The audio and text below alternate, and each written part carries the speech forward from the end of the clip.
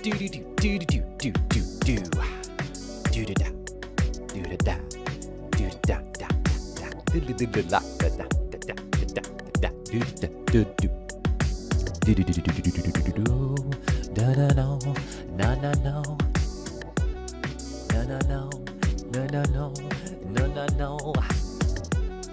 no no no na na no da da do da do do da do do da do da da da do da do.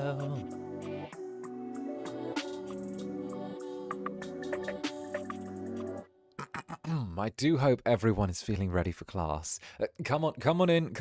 Take your desk. Come on, class is in session. Class is in session. One by one. Thank you. Hi there, Professor Zander Netherbrand here. Okay, wonderful. Good to see you. Get on in here, one by one. Okay, take your place at your desk. It's lovely to see you here again. I know. It's been far too long between classes. Would you believe those semesters off kill me? Oh, goodness. How are we all doing today? Class? We miss you. Oh, well, it's very good to be back. Very, very good to be back indeed. Did you all rest well between lessons? Okay, now make sure that you are resting well. I need you to learn, all right? Pencil, paper, all of that. Something to make notes with, all right? I don't care if it's a laptop. I don't care if it's a fucking typewriter, okay? Notes, class, notes. Those are important, all right? Hello, everyone. It's lovely to see you, and it's obviously, it's lovely to be back. How are we feeling? How are we faring? How are we doing? How am I? Whoop, there I go. Whoop, there I go. There I go, boy failuring my way through the entry. Oh, goodness gracious. How are you? There we go. Much better. How are you doing? All right. Much better. There we go. Typewriter. Cool. Need one of those. Indeed. They're fancy. Very, very fancy. And of course, Kathleen Faye, thank you very much for the dono. One of my teachers is making a class playlist for my choice, and I put your song down. Aw, why, thank you. Much appreciated. That's really sweet. Thank you. Oh, look at you, hecking sweetie. And of course, 𝓱𝓸𝓼𝓽, the Viscount's maid. Professor Zenny on the first day of grad school. How serendipitous. I can't wait for your class. Why, thank you. Thank you very, very much. Oh, goodness gracious. Gonna be eeping through class to catch up on sleep. Forgiven EP jelly. Excuse? It's fine. Would you believe it? Would you believe it or not? There's actually like a VOD of this class. I know. It's very modern. It's very, very modern. It's like teaching supplies. It's like the classes are like recorded and uploaded later. It's wild. I saw some clips of yesterday's stream and it felt like a fever dream. Fair enough. Fair. Which one? There were two streams yesterday that felt like a fever dream, honestly. 𝓂𝓸𝓾𝓻, thank you very much for the 16 months as well. Club Netherbrand's little psychic. 16 months. Tomorrow is the last day of my internship. Also, my kids, the class I have, won the inter-school. I got my notebook to take notes. I'm ready. Oh, very nice. You're feeling geared up for this one. Perfect, right? Perfect. Oh, goodness. No, it's going to be a really fun class. It should be pretty interesting. So I saw the title, I was like, this man will make me pass my last plan next year. Will the VOD survive? That's the question. So, the VOD should be good. It should be good. I put a lot of effort into this. You'll see why this took so long to come out. This is about 2 weeks late. But hopefully you'll see from the examples and the quality of the class that I'm about to drop on all of you, you'll see why it took so long. So, I actually wanted to take extra time. I got a little bit too invested in all of this. I know. I'm that teacher that gets too invested. And pretty much this ended up being a little bit closer to the level of like an actual like presentation for college than it usually does. Normally it's a very relaxed class, and in this case it's still relaxed. It's still a very relaxed class. It's just I ended up having to dig out some of my old college textbooks. I went through some of the cycles of like escalation and stuff like that, and it ended up being much more in-depth and much good. Yeah. It should be a good thing. You know, a teacher that really cares what they teach is very rare. Exactly. And when I'm teaching you how to write hot, sweaty yaoi, I intend for you to be the absolute pinnacle of what a creator can create, right? This is the thing. You're going to be ready. Oh, goodness. I'm ready to see the examples. So, the examples are good. Wait. Child spotted? Wait. Chatto. And Nori, thank you for the 2 months. I only have 1 hour to learn from you today, Professor. I hope I can get most of the important parts down. Hey, it should be good. You should be fine. The class will probably take around 2 hours-ish tops, give or take, right? But that's if we're going very slowly, breaking down all the examples. And also it depends whether or not my netherlings play up and start like throwing gum or like paper airplanes at each other in the class or something like that, you know?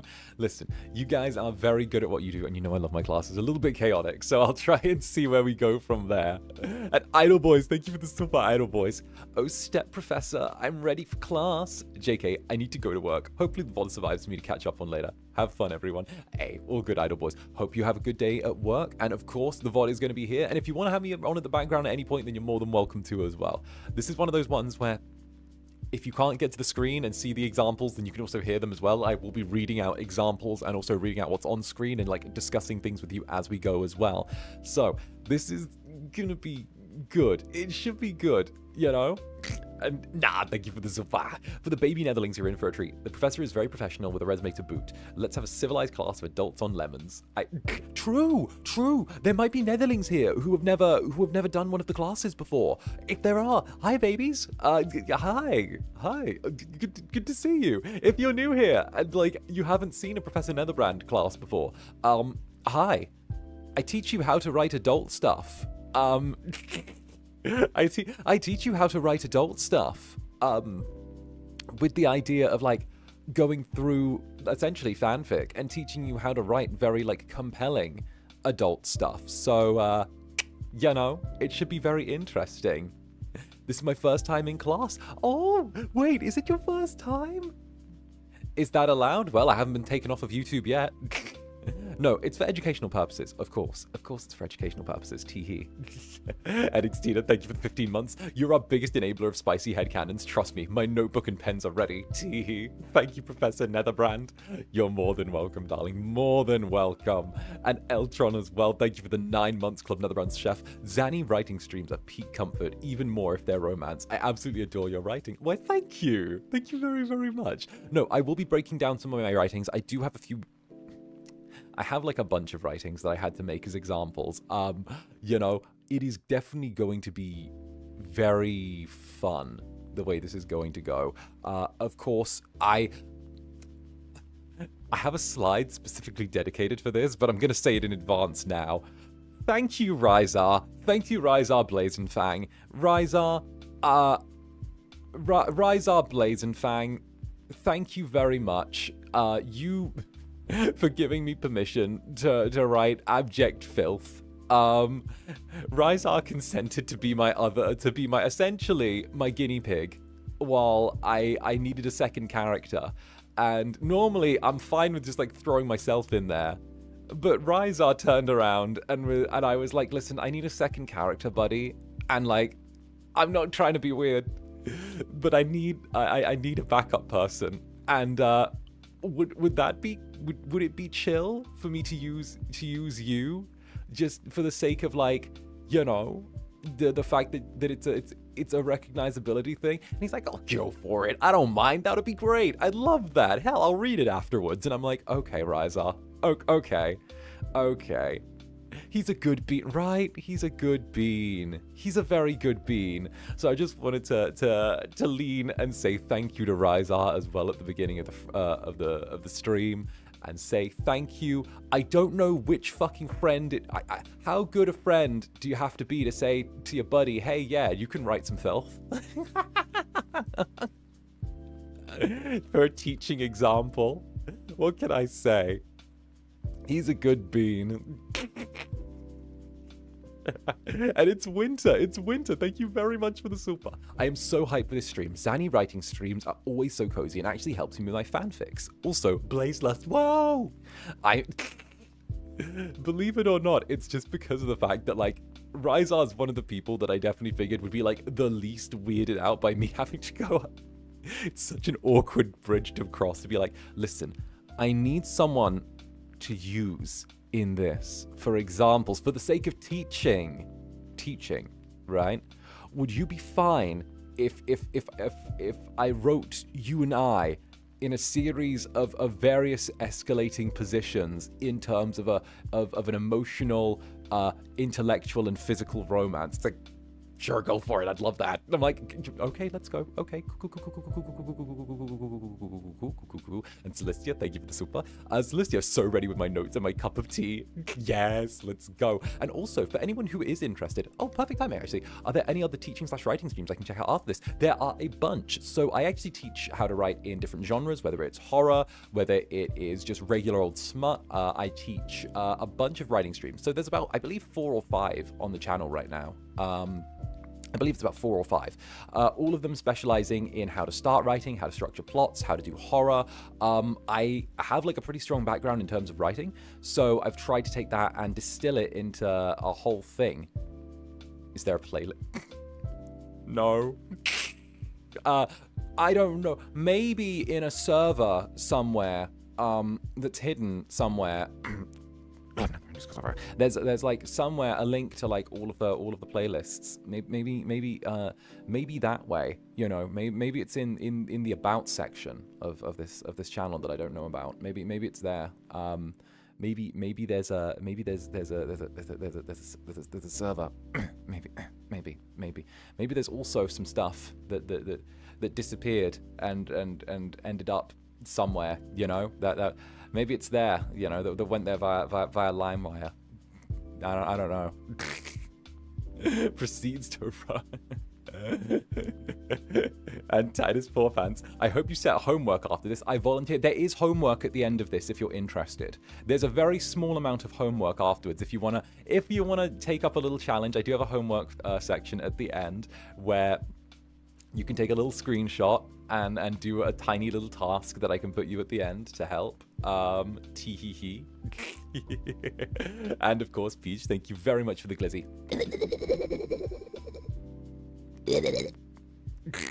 But yeah, thank you, Peach. But yes, Titus, there is a little bit at the end. It's nothing crazy intensive. It's just a little exercise, essentially. But I thought it might be fun. Got recommended your channel by a friend. I look forward to class. Thank you in advance. I'm so sorry. I'm so sorry. Also, I have to make a note here. The following stream is going to be 18+. It is going to be a very adult-oriented stream, even more so than usual. So, yeah, if you're of a younger disposition, please shelter yourself. Please. I know we don't have very many children in the club. However, I am going to say this is definitely one that branches a little bit more into the not safe for work territory and some of the things discussed, some of the topics bridged, than normal. So if you do want to turn around and maybe save this one for when you're a little bit older, that can also work. And of course, tempura udon. Wait a minute. Hi, tempura udon. Did you change your name? Dr. Netherbrand, can you help me with my homework? Oh, why, most certainly. I'd love to give you a hand. Come by after class. Thank you, tempura udon. Thank you, darling. Who needs a drama degree when we have Professor Zanny here? True. We're eating well. 5 a.m. class. Yay. Indeed. No, it should be a really good class, though. So, I will say... I will say, go into this with an open mind. Go into this ready to kind of like maybe learn, pick up a few things. It's going to be a little bit weird at points. It's going to be a little bit wacky. But heck, I do hope that everything we cover you find enjoyable, entertaining, and of course, I hope that you're able to take away something that you can bring to your own writing as well. Because that's kind of the reason that That's kind of the reason that I do this specifically. We'll get into that later though. But for now, I've sort of been fudging things and sort of like muddying my way through to kind of start off with. So what do you say we head over to where my little presentation is and we get started? You ready? You ready? Mm-hmm. You ready? This class is really my creative writing class. Oh, don't worry. Get ready to learn. Get ready to learn. Oh, goodness. And how to do mix. Oh, thank you for the 4 months. Ready to learn. Ready to learn. Okay. All right, everyone. Let's see if I can fucking live this down. This is something I gotta live down. Come on, get over here. Oh, goodness. Okay. Here we go. All right, everyone. Let me make myself a little larger. Whoop. There we go. I can still see you. You are still there. Hi there. And welcome to today's class. That's right. It's called Intimacy and Escalation by Professor Netherbrand. Right? It's good, right? Purple, because it's my color. It's fancy. Wow, indeed. All right. Welcome to Intimacy and Escalation by Zander Netherbrand, or Professor Netherbrand in this context. In this class, we'll be examining the interrelationships between characters, allowing for intimacy to form and then, over time, escalate between two. We'll be examining different types of intimacy and how they can be displayed within the written context, as well as the pros and cons of using each type. Furthermore, we will actually be using written examples to showcase each type of intimacy and how it can be used to progress a story, plot, or to showcase a relationship between two characters. From there, we'll be looking at how to escalate from a base level to a more extreme level the amount of intimacy between characters present. So, we'll start off with something very basic, such as hands brushing up against each other, to fingers interlocking, and then finishing with, being sat on someone's lap ready to go, I should say. So, I hope that you guys enjoy. But before we do get started, why the hell should we listen to you? That's a great question. Why the hell should you listen to me? I know. I'm just a random little man in a funny coat telling you what to do. Well, actually, I'm a professor in a funny coat telling you what to do. But let's get started. For those who don't know or might be new here, my name is Zander Netherbrand. I have been a writer for about 9-10 years now, and in that time I have staged shows in London, off West End, Barcelona. I have done work in the US, and I've had several of my pieces picked up by a few different companies, and I've kind of just traveled around a lot, done a lot of different writing for a lot of things. I've had theatre staged in about 3 different continents, and I have been a fancy little guy, whether it's working with people from Sundance Film Festival as a actor in short films, or whether it's taking part in culture festivals or the Young Shakespeare's Festival, from Trent all the way to Tokyo. I've tried my hardest as a performer over the last 10 years to carve out a solid niche for myself, and I believe I've done successfully. Hi Ryza. Hi, God, he's so hot for that. Hi Ryza. Stick around a little bit for this one. Stick around, buddy. Stick around, please. I look forward to this. Please stick around, bud. It's lovely to see you. Take a seat. That's my TA for this. That's my teaching assistant. That's Ryza. I've already had a little thank you moment.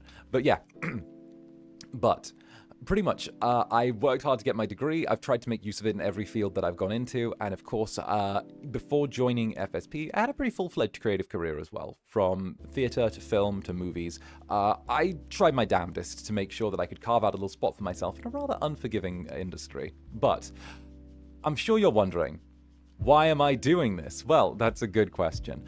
I believe fundamentally, and to sum it up in a paragraph, I believe in removing blockages that might inhibit the average person from being able to access information that is normally paywalled at higher levels of education. Whether that is, my belief that making these lessons available for everyone empowers people to pursue creative interests without having to subject themselves to a for-profit education system. Because of your support, I'm able to keep doing these lessons and provide more information to aspiring creatives and any interested. I know that fundamentally it's very difficult for the average person to gain access to more advanced resources, whether that is simply outside of YouTube videos, outside of going on masterclass, and actually have personalized, tailored lessons specifically for them to have access to. So it's my goal that these lessons are able to help you as a creative bypass having to deal with the education system and instead learn information that would normally be kept away from you and safeguarded for very specific reasons. And Connie, thank you very much for the 5 gifted members, darling. Thank you very, very much. Mwah, mwah. Are you chewing gum? You chewing gum at the back of the class? Are you chewing gum? You chewing gum? You chewing gum? Can I have a piece? Thank you. But yes, it's my goal to be disruptive to the education system and at the same time, hopefully, turn around and teach you some awesome skills while you're at it. So, I hope you hold on tight for all of this and, hell, see that I put some damn fine quality into this. So, I would also like to take the time, if he's still here, to thank... Oh, before we go on, examples of language used in this lesson will be in the general tense. That means that I will be referring to things very sort of openly, very wildly. It may sound like I'm sort of like tarring a lot of things with the same brush, but that is because of the fact that it's very difficult to go into each individual specificity and make sure they're all covered. So I will try and be as precise as possible, but at the same time, I am trying to teach like a large curriculum in a kind of shorter space of time. So I do hope that you can keep up. And of course, I hope that you'll forgive me if I'm a little bit of if I do make a few like large statements here and there. Next, the examples that I use have been specifically tailored to the subject discussed at the time. Every example used in this text I have written myself.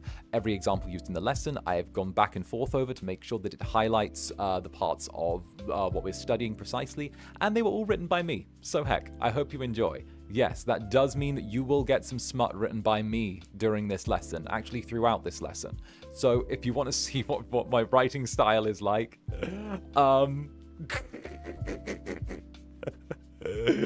enjoy. If you want to see that, congratulations. This is the stream for that. Let's go.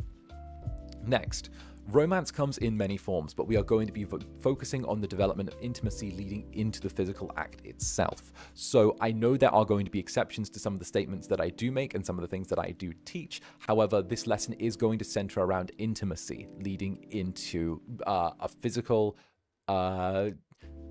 interaction. Yeah, it's an interaction. So we'll see where that goes. And speaking of, or shall I say using that as an example, some language may have to be changed to be YouTube safe. So if there are times where I have to pull back on saying certain things, like then, I'm had to tailor my descriptiveness to fit the platform. As much as I would love to be able to go very raw with this and just straight up say things, I do have to be a tiny bit careful with how I word things, just to make sure that I don't get spanked by big old daddy YouTube, right? So I hope that you enjoy. And to those just coming in, welcome. Lovely to see you. Of course.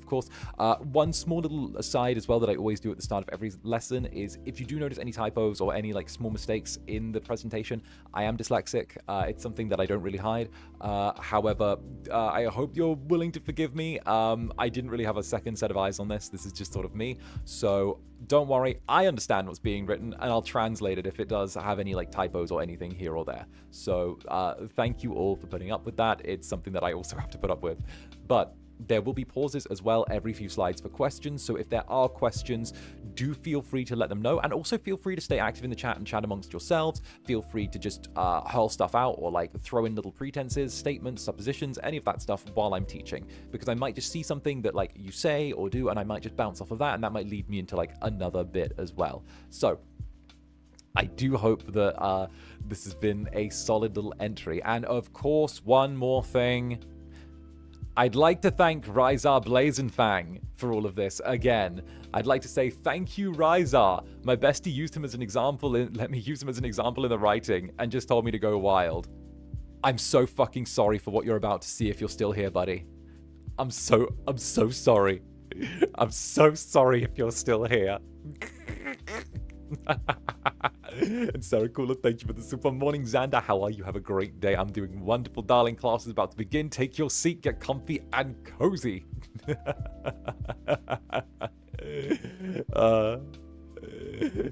All right, thank you, Rai. Rise our peak. A certificate of gratitude, indeed. It's a certificate of gratitude from Professor Netherbrand. So, let's begin, shall we? Also, let me turn this down a little tiny touch. There we go. Actually, no, that was fine. There we go. So, let's begin, shall we? Let's go. What is intimacy? So we'll start off with the very, very basic of basics and work our way up. So, intimacy comes in many forms. However, in this lesson, we'll be focusing on the 3 primary types of intimacy most common in writing. Fundamentally, intimacy is the proximity, physical or non-physical, between 2 individuals. We will dissect their use and weight within a scene through examples, breakdowns, and explanations. Now, to go deeper into this statement of what is intimacy, intimacy can arise in many forms. However, some people simply describe it as physical, emotional, and intellectual familiarity, whether it's simply that you feel comfortable resting your head on someone, or whether you don't. You know, you feel more comfortable resting your head on the shoulder of your best friend than you would a stranger on the subway, you know? That's a type of intimacy that's been built up over time, much like how you might not necessarily feel comfortable, you know, sticking your tongue in your friend's mouth, but you might have a lover that you've had for a little while, you know? It's all about how comfortable you feel regarding certain things and certain acts. So I hope that this is a decent explanation to start off with. Right. Now, it's through this intimacy that we showcase different relationships, different relationship dynamics, and are able to show off a variety of different things. So, moving forward. There are 3 types of intimacy most common in writing. That's right, 3 types of intimacy most common in writing. That is physical intimacy, emotional intimacy, and intellectual intimacy. Yes, this is a public stream. Congratulations. Take your seat in class. That's right. Physical intimacy, emotional intimacy, and intellectual intimacy. 3. 1, 2, 3. Right? Physical intimacy. How bodies become vessels for emotion, vulnerability, memories, and power. Very simple. Very, very simple. From small gestures like hand-holding to grand ones like bridal carrying their beloved, physical intimacy comes in many forms and many shapes and intensities. Like I said before, fingers brushing up against each other to, hands interlocking or fingers interlocking, being the only small thread of connection between 2 bodies. The idea of someone pulling you close, their hand at your back as you arch yourself into them. The intensity varies between each of those, and all of them have their own different types of intimacy. And you can even assign different levels of intensity. You know, what happens when a character who up until that point refuses to show any level of physical intimacy is in a desperate state and pulls another into a hug? What happens when they do something even smaller? Someone who has been absolutely adamant that there is no physical intimacy reaches out and just wraps a finger around someone else's, you know? That level of intensity is different. You're able to set a character's familiarity and comfort with different physical intensities. And from there, you're able to use that as a way to not only develop the character in question and make it so that they have a bit more personality in the way they interact with others and the world, but also how they interact with their lover and how kind of erotic, I should say, you can make certain scenes, right? If you think about it, there is a certain type of intimacy in what I would say is non-sexual intimate acts, whether that is washing someone's hair, whether that is, helping clean someone's face up after a fight, whether that is helping someone, get dressed, whether that is helping someone, put themselves back together, braiding someone's hair. Physical acts that bring people into close proximity that may not inherently be sexual can have an erotic undertone to them if you are able to write them well. being domestic, exactly. There's a certain level of domesticity, but at the same time as well, you can have acts that are kind of similar without domesticity. It all just depends on how you want to insert the fluff and where your imagination takes you, because the only limits when you write are your imagination. I know, I sound like the fucking Disney Channel. However, Professor Netherbrand is telling you, right? Only limits to your imagination. Next is emotional intimacy. Now, emotional intimacy is one of my personal favorites. Late night conversations, the feeling of souls overlapping, pure trust in a difficult situation, and knowing how someone feels without having to ask. The emotional intimacy paints the inner relationship between characters without the need for physical touch. Now, emotional intimacy, a lover glancing to another and knowing how distraught they are when their face is completely blank, you know? And knowing how their partner feels on a sunny morning, knowing what their partner's favorite food is and what the reaction will be, hearing news in advance and feeling that sympathy and devastation, whether or not it's good, it's bad, anything in between. Empathy, having their soul feel like it's weeping at the pain of another. The idea of having this intertwined emotional intimacy between two characters is something incredible. Or even just saying, I love you. I love you is one of the most powerful emotional intimacy tools, you know? Used right, it can drop like an atom bomb, and it is fantastic, right? Fantastic. I will say, emotional intimacy is not something to be overused in text. It's often one of those ones where minimal expression can equal maximum impact. If you're constantly harping on about how lovey-dovey these two characters are, it does tend to lose a little bit of its taste. However, it can also be used to showcase a relationship in a different way. Again, I can't believe I'm using this as, you know, as an example, right? But like, God forgive me, like Sasuke from Naruto, Sasuke and Sakura, how he is not emotionally intimate at all. However, when he does a tiny emotionally intimate gesture with that useless character Sakura, it has so much more weight to it because the fact that he is normally completely emotionally blank towards the characters around him. So when emotion is used in his relationships, it's worth more. That is an example. I know, Sasuke in 2025. Forgive me, literature gods, for I have sinned, you know? Yep. But for the Dane Bramage that we've taken for me using that example, let's talk about intellectual intimacy, shall we? Intellectual intimacy. Now, this is one of the more difficult ones to write. However, it's one of the more difficult ones to write deliberately. However, it's the one that you've probably been using the most without realizing it. Interesting, right? Right, you sexy little beast. Right. So, meeting of the minds. Sharing ideas, problem solving, debates, and even disagreements can deepen bonds as two characters learn to respect one another's intelligence. The intimacy of sharing sensitive discussions creates a sense of an adult relationship without the need of emotional and physical touch. Now, one of my favorite intellectual intimacy tropes that I write, and you will be seeing an example of later, is when two characters engage in a fierce debate and it turns fucking hot because of how much their minds are pushing up against each other.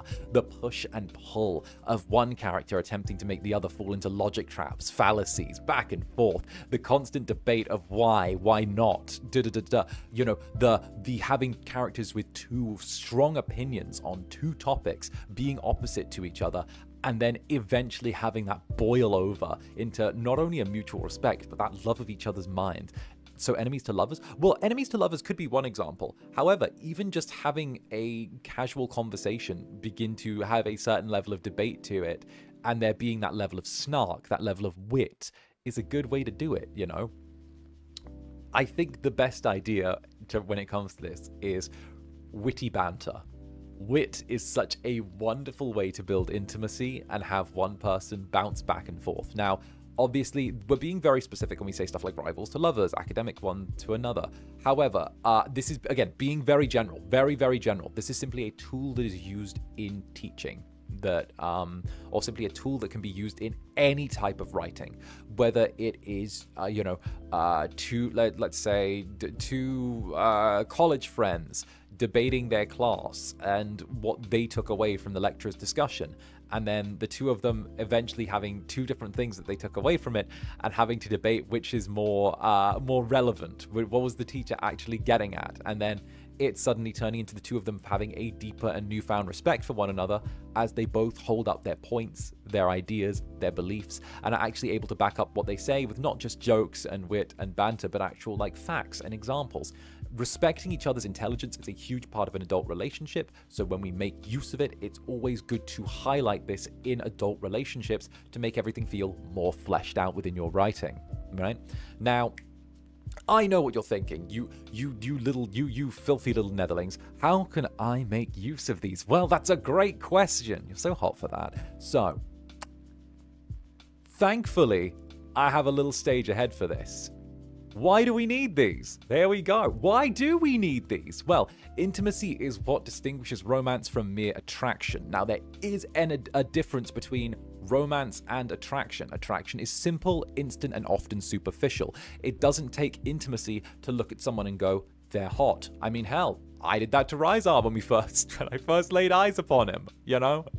However, adding intimacy to attraction deepens it into a romance that can bond readers to the story and begin the suspension of disbelief that allows readers to invest in, cheer for, and be emotionally affected by it, the story. So, essentially, by creating intimacy, it builds and fleshes out the romance between two characters. It's the difference between porn without plot and porn with plot. Now, I think we all know that as much as we all love a little bit of PWP, right? As much as we all love some PWP, does it taste a little better when there is a little bit of plot in there?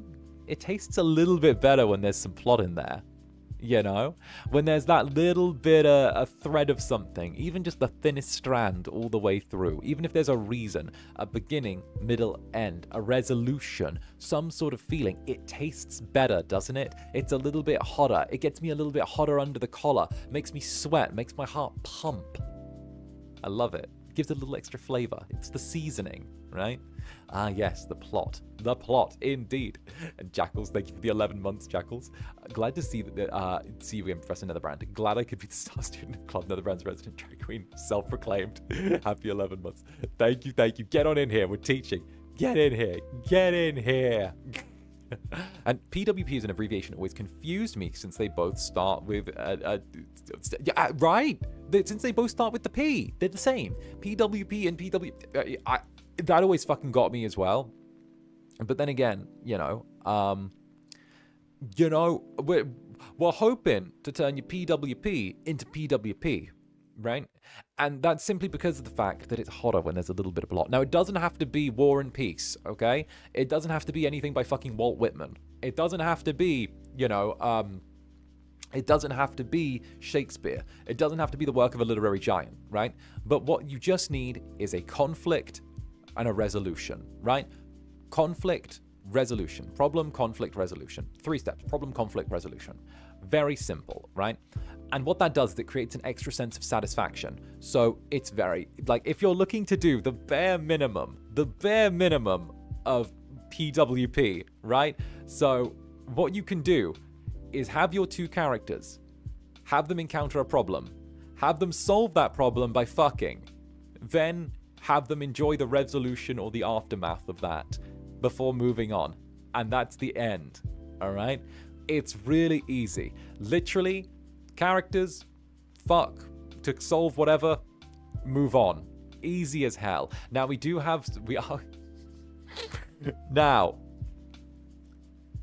are going to go into plot devices to progress a physical relationship to a level where two characters can become physically intimate very quickly later on, right?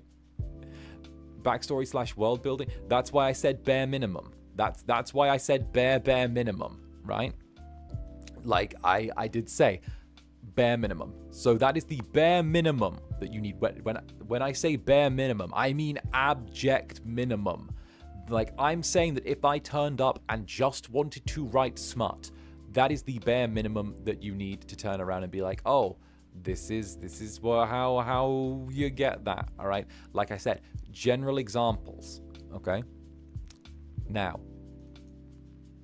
Let's use examples. Oh god, here we go. All right. So, before we do our question time, we're gonna use 2 examples of intimacy in writing, and I wrote both of these myself.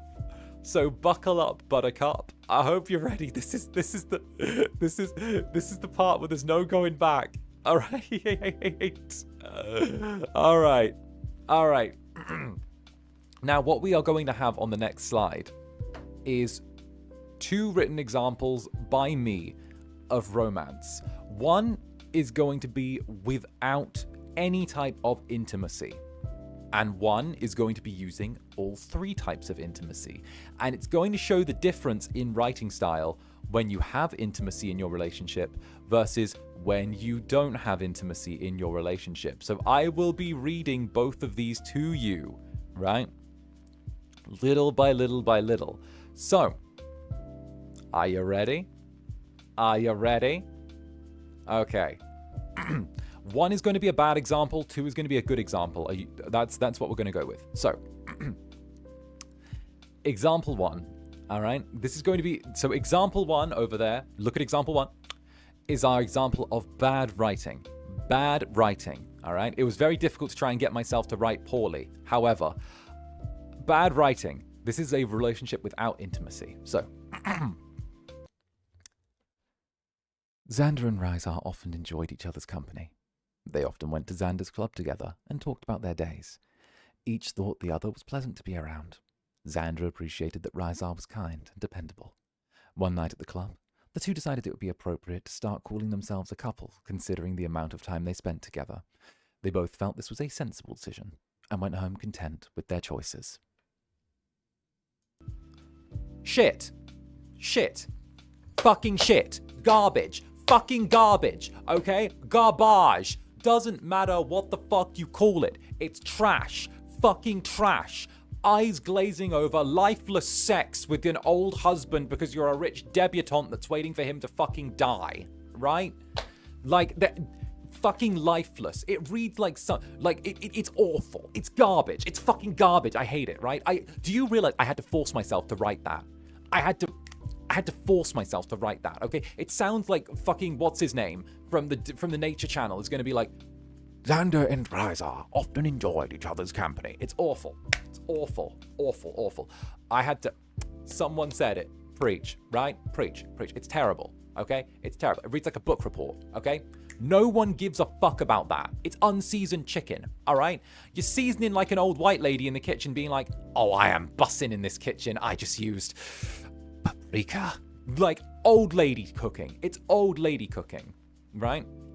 The David Attenborough impression. Hello? Yeah, I'm very good at my David Attenborough, right? It's terrible, okay? You're cooking like an old lady that's just discovered paprika, all right? It's unseasoned. It's raw, okay? It's plain narration. And no one wants to read plain narration. No one does, okay? You don't find that engaging. I'm pretty sure you didn't find that engaging in the slightest. Hell, I'm pretty sure your thoughts wandered during that and thought, hell, that's some bullshit writing, okay? Now, let's switch it around and add all 3 types of intimacy. Shall we? Shall we? So if we add all 3 types of intimacy into the mix, look how different the narrative and story becomes. All right. Zander and 𝓱𝓸𝓼𝓽 lingered on the park bench long after the sun had dipped behind the trees. The cool evening air setting in as the 2 men sat shoulder to shoulder. The warmth of their bodies against one another, no matter how slight, served as a silent grounding. When the silence finally broke, it was 𝓱𝓸𝓼𝓽, confessing that he feared being alone, that caught Zander the most off guard. He didn't laugh. Instead, Zander paused before telling him about the decades he'd wasted, pretending not to care about anything. They couldn't help but wonder, together, whether they at this moment were together by choice or the simple whims of chance. When the conversation finally ebbed to the close, Zander tilted towards the dino, to which he was met with a soft kiss. Zander could taste it, a kiss not born of desire, but recognition. Different, better, right?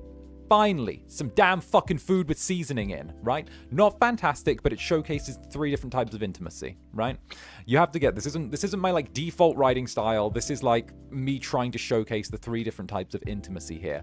So, you know, movie for the eyes. Exactly. Seasoned food. Yay. Better. 8. Right? Finally, some seasoned food. All right? So, what I'm going to do now is we're going to take example 2 and we're going to break down the different types of intimacy showcased in there and what it does to actually like move along the plot, right?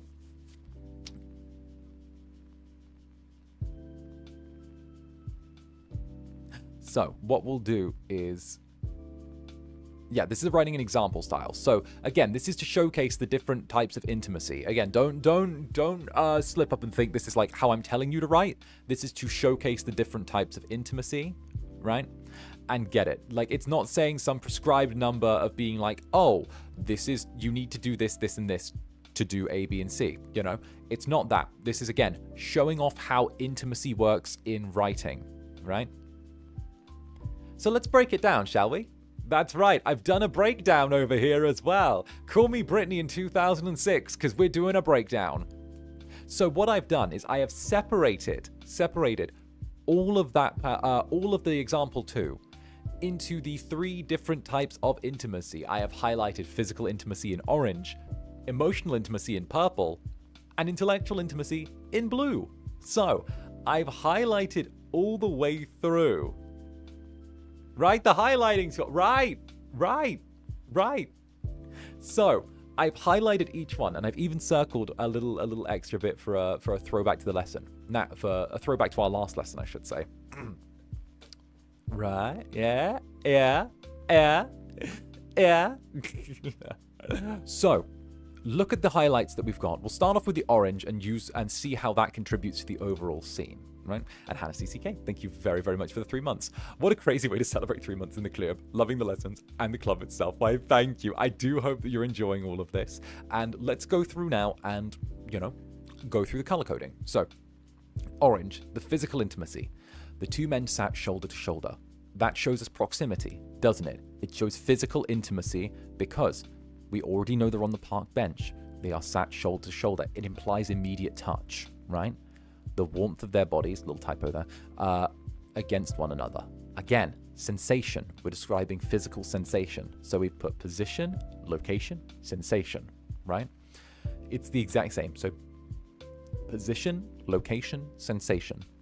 Okay, make a note of that. Position, location, sensation. Okay? Say what position the characters are in. Have that attribute to their physical location and the way that they are, you know, touching. Then add the sensation. What are they feeling? Position, location, sensation. It's a good little mnemonic to learn if you want to remember it for your own writing, okay? It's one of the ones that I was taught in regards to physical bodies being next to each other. So position, location, sensation, right? Actually, I wasn't taught. It was a Xaniism that I stole. But let's go. So, it's lovely. Even the no matter how slight. So the slight I've also highlighted because of the fact that the touch, again, it highlights the intensity of the touch. So it actually helps, you know, give a little bit more grounding to what's going on immediately, right? With my head on my desk and listening. Hey, however you want to watch the class is enjoyable. Or however you want to take in the class is more than welcome. Emotion served as a silent grounding, right? Silent grounding, again, that's a level of emotional intimacy. They are grounding each other, right? Grounding. They're helping each other be stable emotionally. There's something going on, right? Confessing that he feared being alone that caught Zander the most off guard. He's confessing something that makes him emotionally vulnerable. Confessions will always progress the intimacy of that particular intimacy that you choose to confess regarding, right? Confessing that you're afraid to be alone, right? Emotional confession. Confessing that, you know, I'm yet to be deflowered, you know? Progresses physical intimacy. Confessing that you don't understand something progresses intellectual intimacy. all of those above, any type of confession regarding any type of the intimacies always increase the intimacies, right? Now, whether or what you choose to do with that is up to you, but the 3 intimacies are always something that is wonderful to sort of like play with. Now we'll go on. He didn't laugh. Instead, Zander paused before telling him about the decades he'd wasted pretending not to care about everything or anything. Again, that progressed the intimacy. So it's almost like a proposal and then an acceptance, right? So we have a confession from 𝓱𝓸𝓼𝓽, which is an opening, a proposal, an opening up of the emotional intimacy of his character. Before Zander didn't laugh, an acceptance of the seriousness of that proposal, and then his own confession in turn, telling him about the decades he'd wasted pretending not to care about anything. Those 2 sentences deepened their emotional intimacy almost immediately and allowed the 2 of them to then be on a more intimate level. It showed that they could be emotionally vulnerable around one another. It's something where if, you know, Zander laughed and brushed off what he said and went, nah, you're a good guy. You're not going to be alone. You're fucking hot.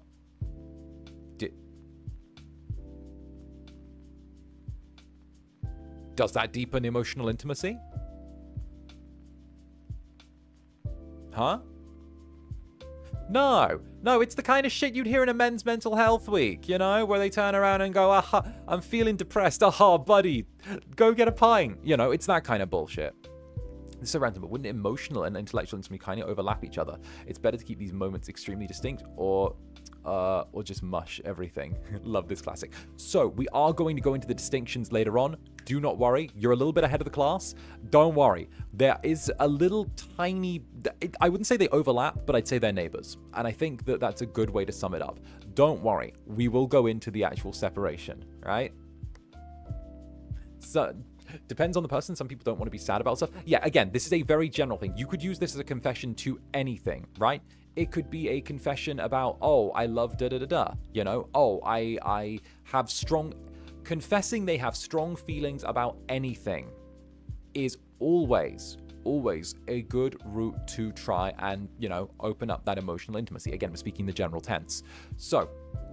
it's a good way to be. It's like you picked the wrong reply in a dating game. Exactly. Oh, God. Oh no. Oh, no. It's like Date Everything, where they turn around and go, oh, I love art and music. Wow, I hate those things. Oh, goodness. Then, of course, they couldn't help but wonder together. Were they at this moment together by choice? Or by the simple whims of fate or chance? It's a bit of a cerebral bit there, isn't it? But it's the idea of the 2 of them wandering together, talking. It conjures an image of them talking, wandering together, talking about, hey, is this fate or chance? It allows them to speak on a slightly deeper level than one that is emotion. So it's one where it's higher thought, right? So I think that's probably the best way to describe it. That doesn't have any emotion in it. It's wondering. It's cerebral. It's intellectual, as opposed to something where it's, you know, lusting over something, feeling connection. It's the 2 of them having a shared debate and wondering, is this chance? It's a deep and meaningful conversation. Exactly. It's a philosophy type vibe, right?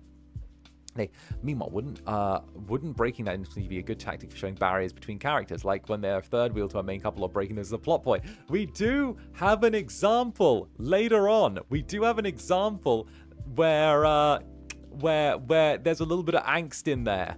We do have some angst.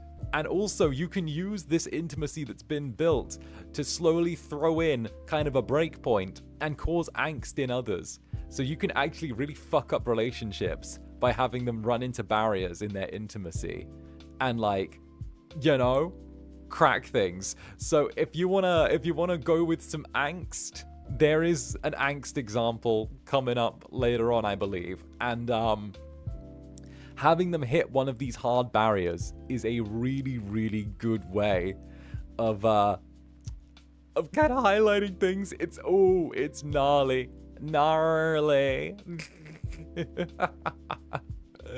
I'm married to angst.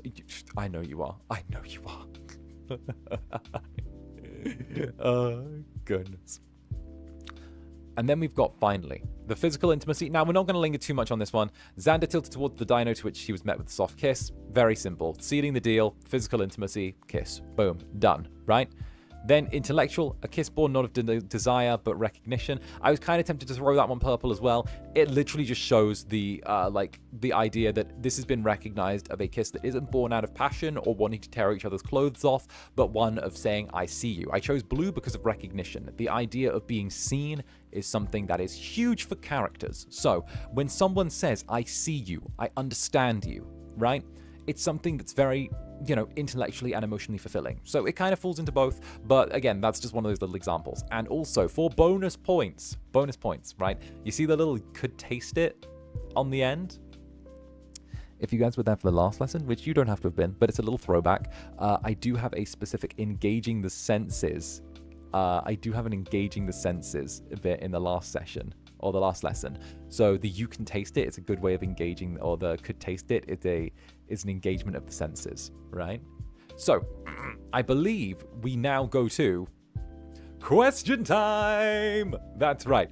Question time, everyone. So if you've got questions about what we have covered up until this point, okay, do let me know now. I am more than happy to answer questions up to this point. There are going to be stops for questions every handful of slides. There's going to be a little question time before we move on to the next section. So if you've got burning questions, if you've got stuff for your notes, if you've got specific things that you want to tailor from the previous set of examples, do let me know. Do let me know. This is like your time, So hell, if you've got something, or maybe I've been just a super amazing teacher and have taught you everything you need and you don't have a single damn question in your head, right? But if you do have questions about anything I've taught up until this point, go for it. Question. I heard there's also something called spiritual intimacy. Is that a thing? So there are actually more intimacies than just physical, emotional, and intellectual. There's more, right? However, I've chosen the 3 most common in writing. So spiritual intimacy is a thing. However, you'd probably find it a little less common in writing because of the fact that it's a little bit more of an abstract concept that's a bit more difficult to actually bring to life. However, I've covered the 3 most common ones as a way to kind of just like nail down the foundations, right? So this is about sending the foundations, kind of getting you there. And also, Hawthorne, thank you very, very much for the super. Being pulled away by corpo hell, so my attention will be divided, but this is an amazing lesson so far. My mom's got her master's in education. Oh, hell yes. Thank you, Hawthorne. Let's go. I don't have a teaching degree. I'm an unlicensed teacher. I'm an unlicensed teacher who runs around calling himself a professor on the internet. I'm so based. And raise his hand. Professor, I need help with intellectual intimacy. Would it be warring or could solving problems also count? Correct. Solving problems also counts. Correct. A million %, right? Maybe a good... Okay, Cox...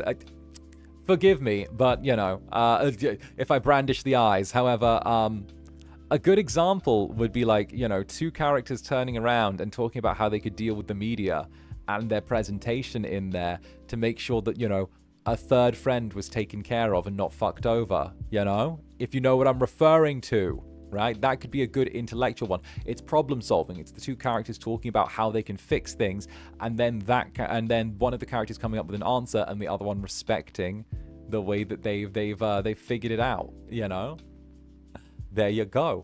And also, what are some of your favorite tropes when it comes to intimacy? Now, I will say, I actually go in, I'm going to save that one because I do go into that at the end as ways to progress relationships, right? That's a very good one. Question. I'm an audio script writer. Any tips on writing things indicating intimacy in my medium? Proximity is a really good one. I would say proximity in regards to like the microphone is a really nice work. I would also say talking about when it comes to that, a lot of it is used within character dialogue. So having those sort of soft confessions of, something like, just off the top of my head. I wasn't sure how to feel when her hand brushed mine. I don't think I'll ever feel that way again. Something like that, small confessions. You can have characters to confess small things of emotion to one another. It just means you have to lean heavier on the dialogue. Now, that is a little bit more difficult, but if you're an audio script writer, you do know how to make the dialogue flow and you do know how to make it punchy. So I would say make use of the dialogue, you know? That's probably a good way from there. Professor, how do we apply these in an affair plot? Ooh. Oh. Well, then you got to start adding in little splices of guilt. You got to start adding in guilt. You can do these easily. Now, if you're talking about the two characters having an affair and the intimacy, you got to play off the taboo. What's there is good. The taboo is like the hot part of the affair. It's the idea of the rush. There's adrenaline, right? The intimacy is fueled by the adrenaline of the affair, something that's forbidden, right? We do go into this as well a bit later on as well. I go into a lot of things, but what happens is you use the affair as a plot device to move the intimacy forward, right? Because obviously it works. What about internal monologue? Internal monologue does also work. However, it only involves the one character. Now, if it's one character deciding that they are ready to be more intimate with the second character and then them leading the charge, it can be the impetus, but it can't be the thing that seals the deal. I think that's a good way to describe it. It's a good way. All right. And do you have any advice on how to write them better, eloquent and generally longer? My writings are often so short. My previous lesson on the topic actually does go into that. So if you do look up my How to Write Smut 101, not this class, but the one before, it should be the lesson right before this one. I go specifically into that and I talk about how to extend your writings, how to improve your vocabulary, and also how to make your work flow better. There's a whole section on that, so I hope that's helpful. How do we describe a poly relationship? Real simple. Exact same as a monogamous or like one person relationship, like, you know, two people relationship, except you just throw in more participants. You just need to know that each individual character is going to have their own way of showing intimacy. So make sure that it's distinct for each character. They're not all going to show how they like each other the same. So you just need to make sure that there's a distinction in that level. Otherwise, it might come across a little bit one note if all of the characters express how they physically or emotionally or, you know, whatever feel about one another in the same way. It ends up sounding one note and sort of just be like, oh, and we kissed, and we kissed, and we kissed, and then these two kissed, and then these ones kissed, you know. Going with that, I would say just make sure that each character has a distinct form of showing intimacy. And use the examples to sort of be like, you know, where they're at. Kind of vague, but do you stop the different infinities from merging? No. You can let these merge. You can let these mingle. Romance is designed... Okay, romance is designed to be messy. It's designed to be messy and fucked up and confusing and strange. It's all of these things. Don't be afraid to roll around in the dirt. Get a little bit messy. Get a little bit messy, get a little bit filthy. It's designed to be that way. Romance is confusing for normal people. Why shouldn't it be confusing for your characters? Let it be messy. Let it be confusing, you know? Professor, can characters only have intellectual, say, a sibling? Yes, yeah, characters can only have intellectual intimacy as well. That's a big one. Obviously, this is specifically in romance that this lesson tailors to, but you can definitely have only intellectual intimacy. I mean, hell, it would be very strange if there was a large amount of physical intimacy between siblings, you know? I don't just mean, you know, oh, play, fight, push or something like that, you know? Again, we're getting into Andy and Lele territory, what I'm talking about here. However, you know, it makes sense that there are almost certain, like, physical caps on, like, or should I say normal amounts of physical intimacy, emotional intimacy, you know, that characters show those who they have long-standing relationships with. Because the thing is, intimacies don't tend to progress over time. They usually find a limit and then settle out at that. So, that would be it. Would you describe the feeling of touch starved to be considered any sort of intimacy or lack of it? Like wanting to hold hands. Hold yeah, that's a physical intimacy. Oh god, yeah. Yeah. That's a yearning. So we write I have an example of yearning later on. Hold that one. I have a really good example. And is a social situation where one character needs to get away, for example, emotional or intellectual, if the problem is to get that person away. I would say that's more of the plot device that you use to introduce intimacy. So the plot device in itself here is trying to get away, and you use that to encourage the intimacies. So I would say that's more of you saying, how are they going to get away? Do they need to hide somewhere? Are they going to be, is it something that they need to discuss on an intellectual level? Is one character going to open up about the getting away and make it an emotional thing? Is it that, while they are running away from one thing, one grabs the other's hand and opens that door to physical intimacy?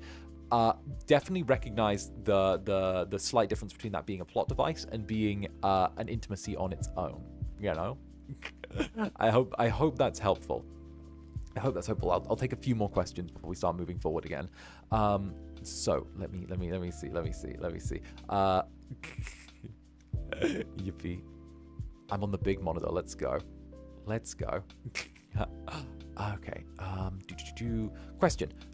When it comes to writing intimacy with only one character POV, how would you usually tackle this without sounding it one-sided from one character?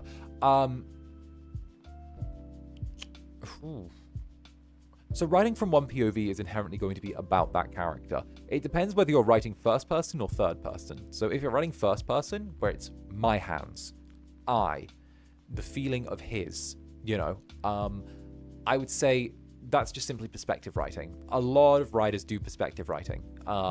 One of my favorite authors, Peter V. Brett, before he started publishing shit, turned around and used to do perspective writing on his first 4 books, which were really, really good. He threw the plot away and ended up becoming a dime store writer, but you know what? You either live long enough to be a hero, or you either die a hero or live long enough to become a fucking villain. So that's a good example, right? A good example is you can tell a great story with just first-person perspective. Just make sure that you also show that character's internal monologue if you are doing first-person perspective, because people live to, hear their thoughts, And then, of course, we have... I think that's good. Intimacy. Are we good? Similar for how you distinguish one dialect. Exactly. You're getting it. Professor, does having an argument count as intimacy if the characters are previously distant? Yes. Intellectual intimacy, or even emotional intimacy. Remember, one thing I teach in a previous lesson, right? Love and hate are 2 sides of the same coin. Hate is just spicy love. 2 words for ya. Hate, fuck. All right? All right, they are 2 sides of the same coin. All right, and if you have never seen a fic where the 2 characters hate fuck, you haven't been on AO3. All right, amen. Right? So true. He ain't wrong. Exactly. That's why I'm the professor. The Incubus knows. All right. True. Exactly. Based. Amen. Gay man. Right? Preach. That's the thing. You can use these arguments. Anything that causes large emotional changes from one character influencing another is a great way to do it. All right? You're my favorite professor. Exactly. I mean, how many times can you not just imagine 2 characters getting angrily debating, things heating up? They have 2 completely different ideological points of view. The situation getting more and more heated. One refuses to move. It's the unstoppable force reaching an immovable object. The 2 of them begin to grow hotter and heavier, the rage beginning to permeate each and every one of their words. Then suddenly, they lock eyes as one of them stands, shouting, banging his fist on the table, and then suddenly, silence. Pause.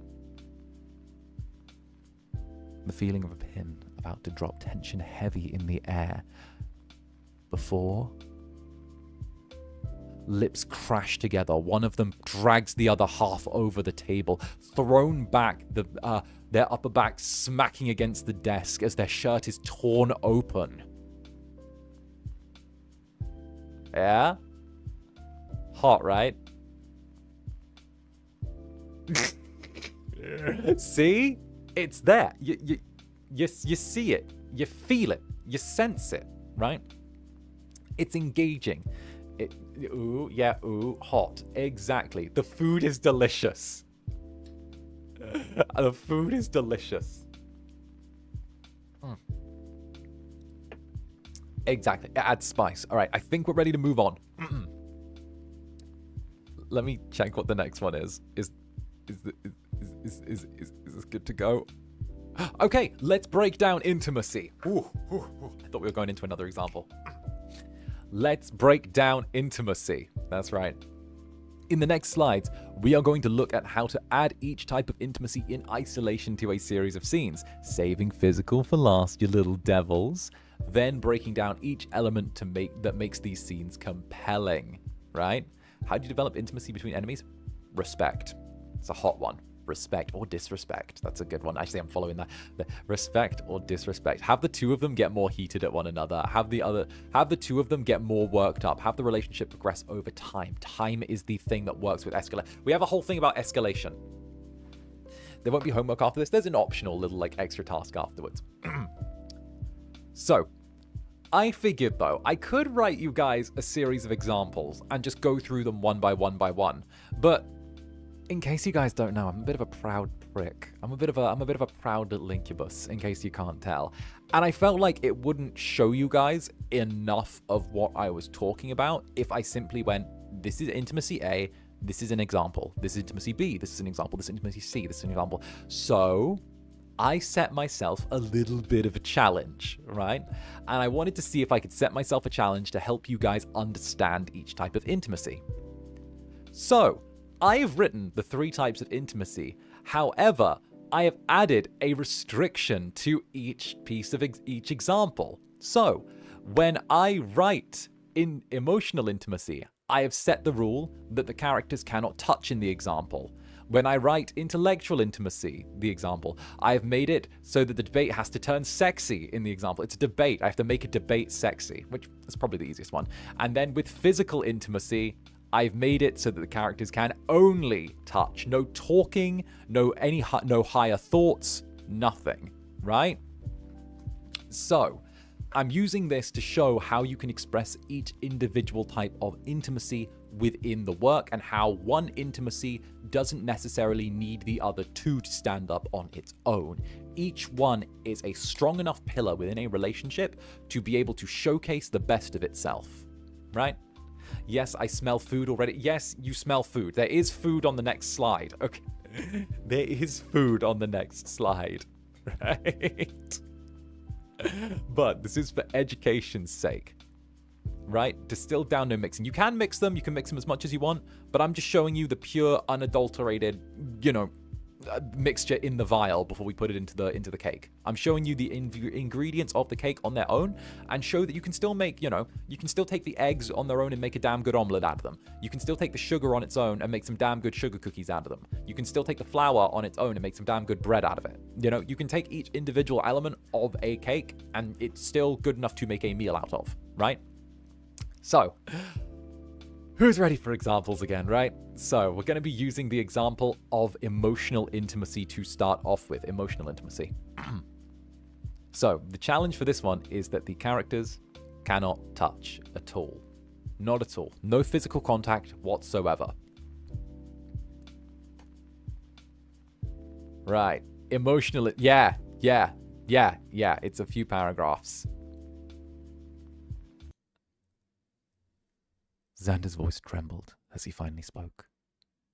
The idea of admitting he was terrified of giving too much of himself, of finally being left hollow, a husk of himself, if his love was to ever walk out. Rizar didn't move, fighting every instinct to embrace the incubus. For once, this conversation couldn't be solved with passion alone. The air between them tightened, the silence giving way to the visceral sense of being completely seen. A cold truth across bare skin. Zander's breath caught. Rizar's ears perked up. Somewhere in his own chest, his soul ached in turn with revelation. Neither moved closer. The unspoken truth both knew. If they ever crossed the line into touch again, it would be unbearable in its intensity, because of all he had confessed. And now, stripped of choice, there was no going back. Yeah? Yeah? Yeah? Emotional intimacy, right? I also threw in some angst as well because fuck you. That's why. Fuck you, angst. So, what we have here is a really solid example. Cold truth across bare skin. Banger line. Why, thank you. Thank you very much. I appreciate that. So, what we have here is sets of emotional intimacy. You'll see there is no higher thought in this. There is no touch in this. There's not even conversation. It is literally just confession, talking about the emotions, how they affect each other, and the intimacy of it. And also, I figured I'd throw in the pain that they could never be physically intimate again, because fuck you. That's why I want you to suffer. So it's all been stripped back. This is all literally, there is no physical intimacy, no higher thought. It's all emotion and revelation between the two, right? The last paragraph is literally peak. Oh, the unspoken truth they both knew if they ever crossed the line to touch again, it would be unbearable in its intensity because of all he had confessed. And now, stripped of all choice, there was no going back. Right? I think it's interesting you mentioned the lack of physical intimacy in the example. Yeah, I think I wanted to make sure that, like, I didn't simply lean on physical intimacy to express emotional intimacy or just muddy the two.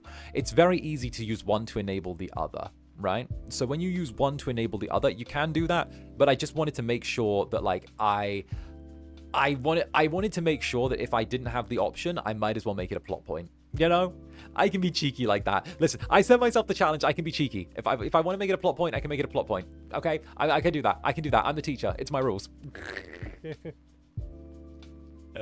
Now stripped of all choice. There was no going back. But yeah, I hope you guys. This is probably far closer to my writing style. It works and it hurt.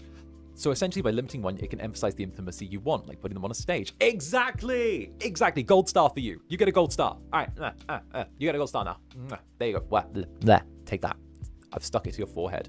You have a gold star now. There you go. You got a gold star. Gold star for you. Gold star. Gold star. Gold star. Good work. Gold star. There you go. There you go. So what you can do is you can limit one intimacy to highlight the other that you want, right? It's good. It's good. What about a character that, say, has a huge amount of trouble expressing themselves emotionally, so they lean on sex as a way to show people that they care about them? What about that? That's interesting. What about a character that can't have sex and struggles to open up about their emotions, but will do everything to try and fix problems with their person's life, you know, intellectually? They'll always come with a solution. They'll do that. It's a good way to express it. It's a very, very good one. And Sarah Quilla, thank you for the super, darling. Tomorrow, have work early. Good night. Sleep tight, darling. Rest well. Exactly. We love terrible communicators in fics. Love terrible communicators. A little bit of bad communication goes a long way, and it is fantastic. Fantastic. Stop that trope. Yeah, exactly. The trope is good. The trope works. The trope is fantastic. However, it makes sense and it adds depth to a character's intimacies and showcases what that character is like. So, we've done emotional intimacy, and I hope that highlights it well enough for all of you. Who's up for some intellectual intimacy?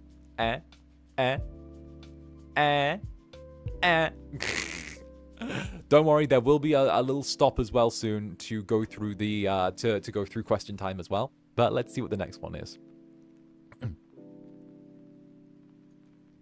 Oh, it is a question time. Oh shit. Oh, it is a question time. Oh, all right.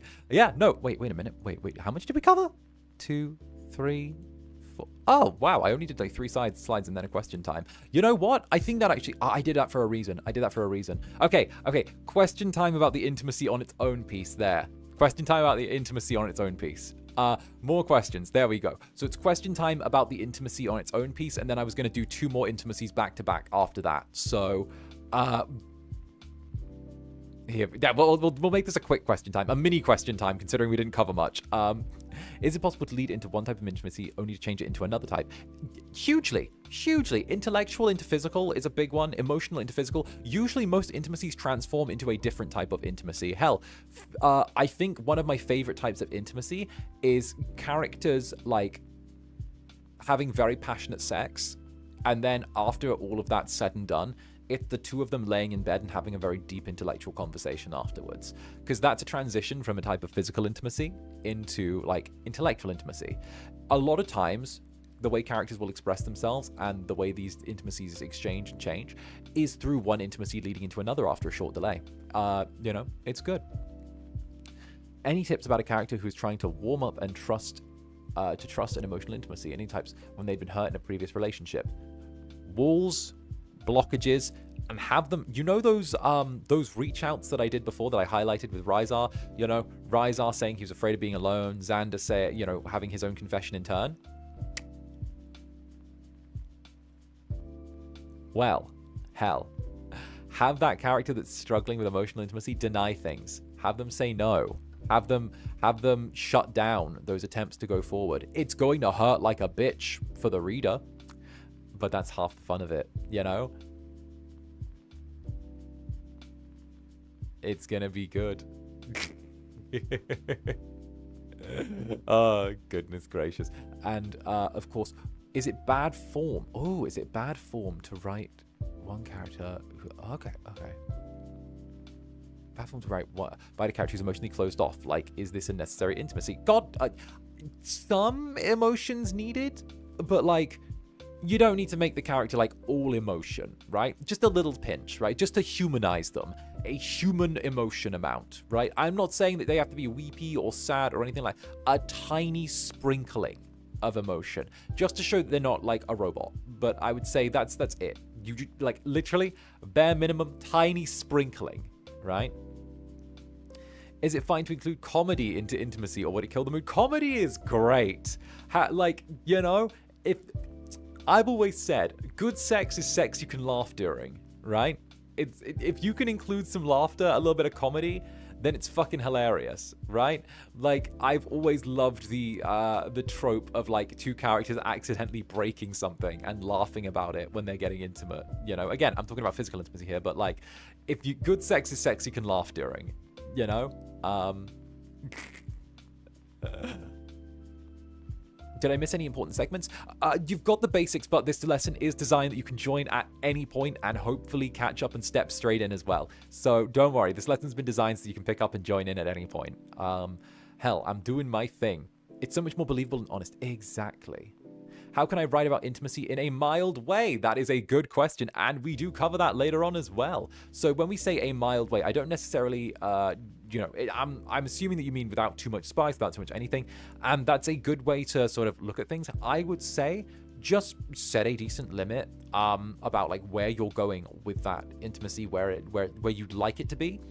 And then just slowly progress to that point. Just treat that point as your end goal. It's about moving the goalposts, right? If you're, let's say one is, like, you know, brushing hands against each other, and 10 is, like, full passionate romance, your passionate romantical, like, sexual whatever, and bonding of the soul, and intellectual something or other, right? And, like, you want to get them to a 5, which is, like, you want them to hold hands and, like, maybe kiss, right? Or what you do is you act like steps 6, 7, and 8, and 9, and 10 don't exist. You just act like they don't exist. And then you stretch the 5 to a 10. And you just make there be, you know, you make there be that longer duration to get to that point. What you do is you stretch it out. You pay more attention to the steps between, you know, 1, 1.5, 2. You add those little half numbers in there. You see how it goes. Yeah. That's probably a good way to do that. A good way. Good way. Can any type of intimacy build up regret? Yes, it can. Opening up to someone, regretting that you did it when you get into your first fight, regretting a physical encounter, regretting kissing someone because you know that it's fundamentally changed the relationship between the two of you. Fantastic. It's always good. There's always a huge mix of emotions within any type of intimacy. Professor Uncle, oh wait, we've done that one. Can use a sudden breakaway to break. Yes, you can. Humor is always good. Just make sure it's written well. Humor's good. As long as it's written well. As long as it's actually funny. Like, that's the best way to describe it. Humor's always good, but, like, Just make sure it's funny, you know? It's a good way to put it. And then, should there be more realism? I'd say it's not about realism and intimacy. Should there be more realism and intimacy? I would say it's about suspension of disbelief. Building a believable interrelationship between the two means you can probably get away with a little less realism. If anything, you know, a lot of the whole love at first sight stuff isn't realistic. However, it's because people have built worlds and made it believable in the world of the characters, you can get away with maybe a little bit of suspension of disbelief, right? So, let's keep moving. Let's keep moving. This was a mini question time. Boom. Intellectual intimacy. Now, I know you guys love some intellectual intimacy, so here's another example of that, right? We're gonna have that. Are we gonna talk about toxic relationships one as well? That'd be interesting. I hadn't thought about that. Might have to add that to the. I might have to add that to the to the curriculum. Might have to. There's good things. Tee hee hee hee hee. All right. Here we go. Gender bend. All right. Oh, her. Oh, God. Sorry. Autocorrect got me on that one. Sorry. Autocorrect got me on that one. No, that's me fucking up. All right. Who wants the example? All right. Here we go.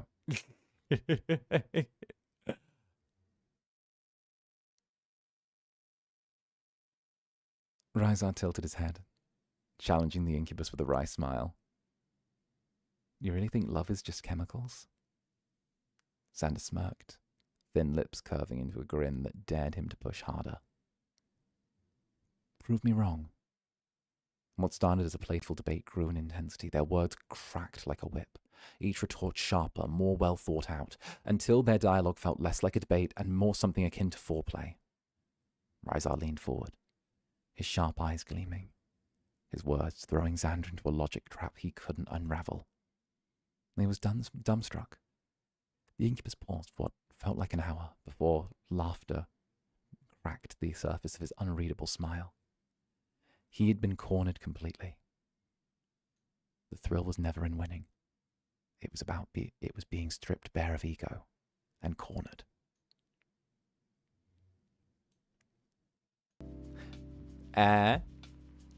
Intellectual there, right? It was never, you know, the back and forth, the crack, the laughter at losing, right? You see it? And then what you can do is you can take the language and make it physically intimate language in regards to metaphor. I go into this in a previous lesson. Metaphor is beautiful. We love metaphor. We love metaphor. Metaphor is fantastic. It's always good for getting point across.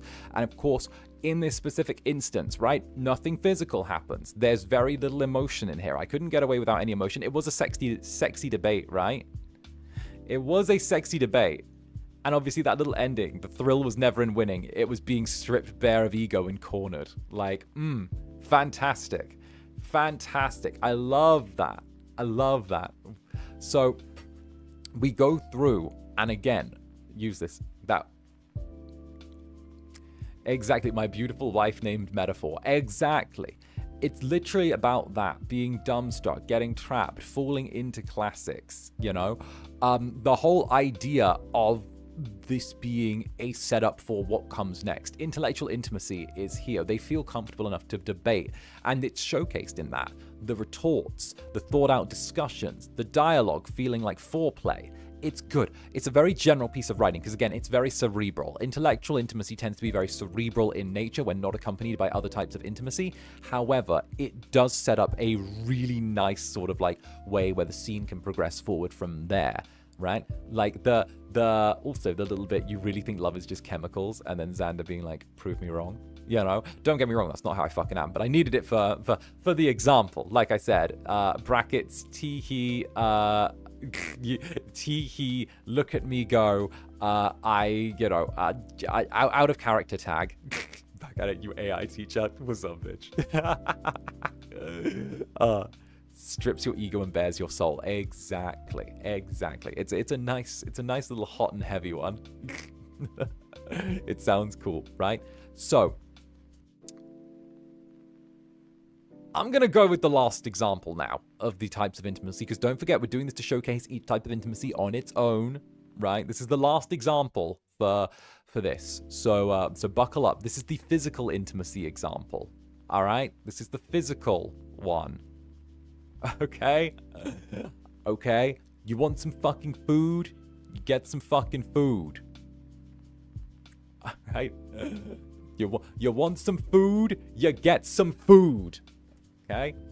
Eat, bitch, eat.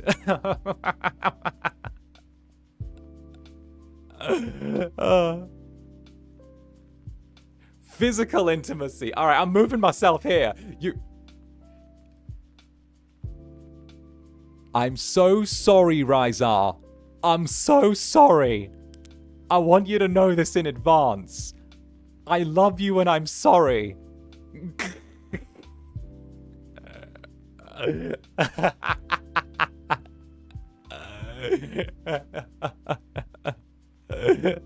All right, let's read this. Again, this is the example of physical intimacy. So, this is only physical. No talk, no emotion, no higher thought. Just physical, okay? No brain. No, all blood go away from brain and to pee-pee. That is all that is here. All right, let's do this shit.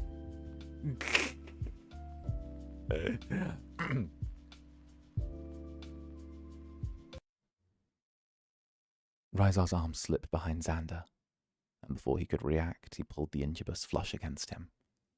The sudden closeness knocked the breath from him. His lips parted, intending to protest, but were hastily intercepted. A fierce, hungry kiss that left no room for hesitation. The Incubus responded in kind, his hand gripping Rizar's shirt, clutching his collar as if to drag him deeper. The kiss broke only long enough for the two to catch a few ragged breaths, their foreheads pressed together. It had been years, yet the fire between them never wavered. A gentle touch saw his hand find the taller man's jaw, then the curve of his neck. Each touch, a deliberate caress. Their restraint burnt away until there was nothing left but the sensation of touch, desperate and primal.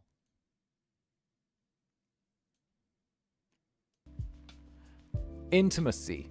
Physical intimacy showcased with no other emotion, right? There you go. So what we do, we can go through and we can see, right? The forehead touch. The forehead touch is brilliant. I looked through a bunch of examples for these, but yeah.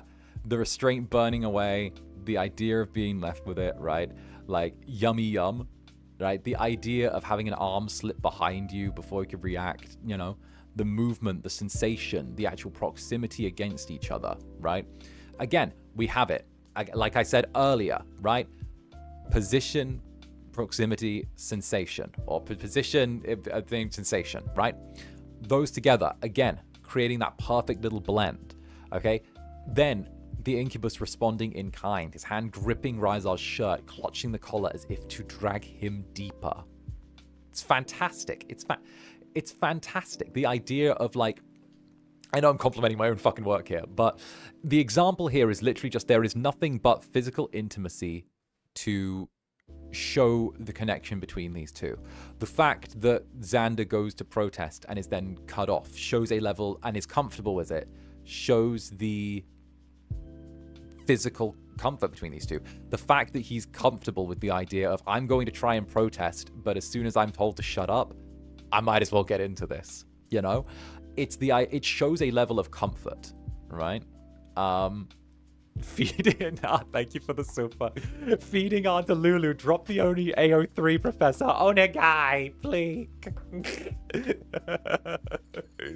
I told you guys, I'm one of you. I'm a fucking Fudanshi. What do you think I am? Did you think there could only be one?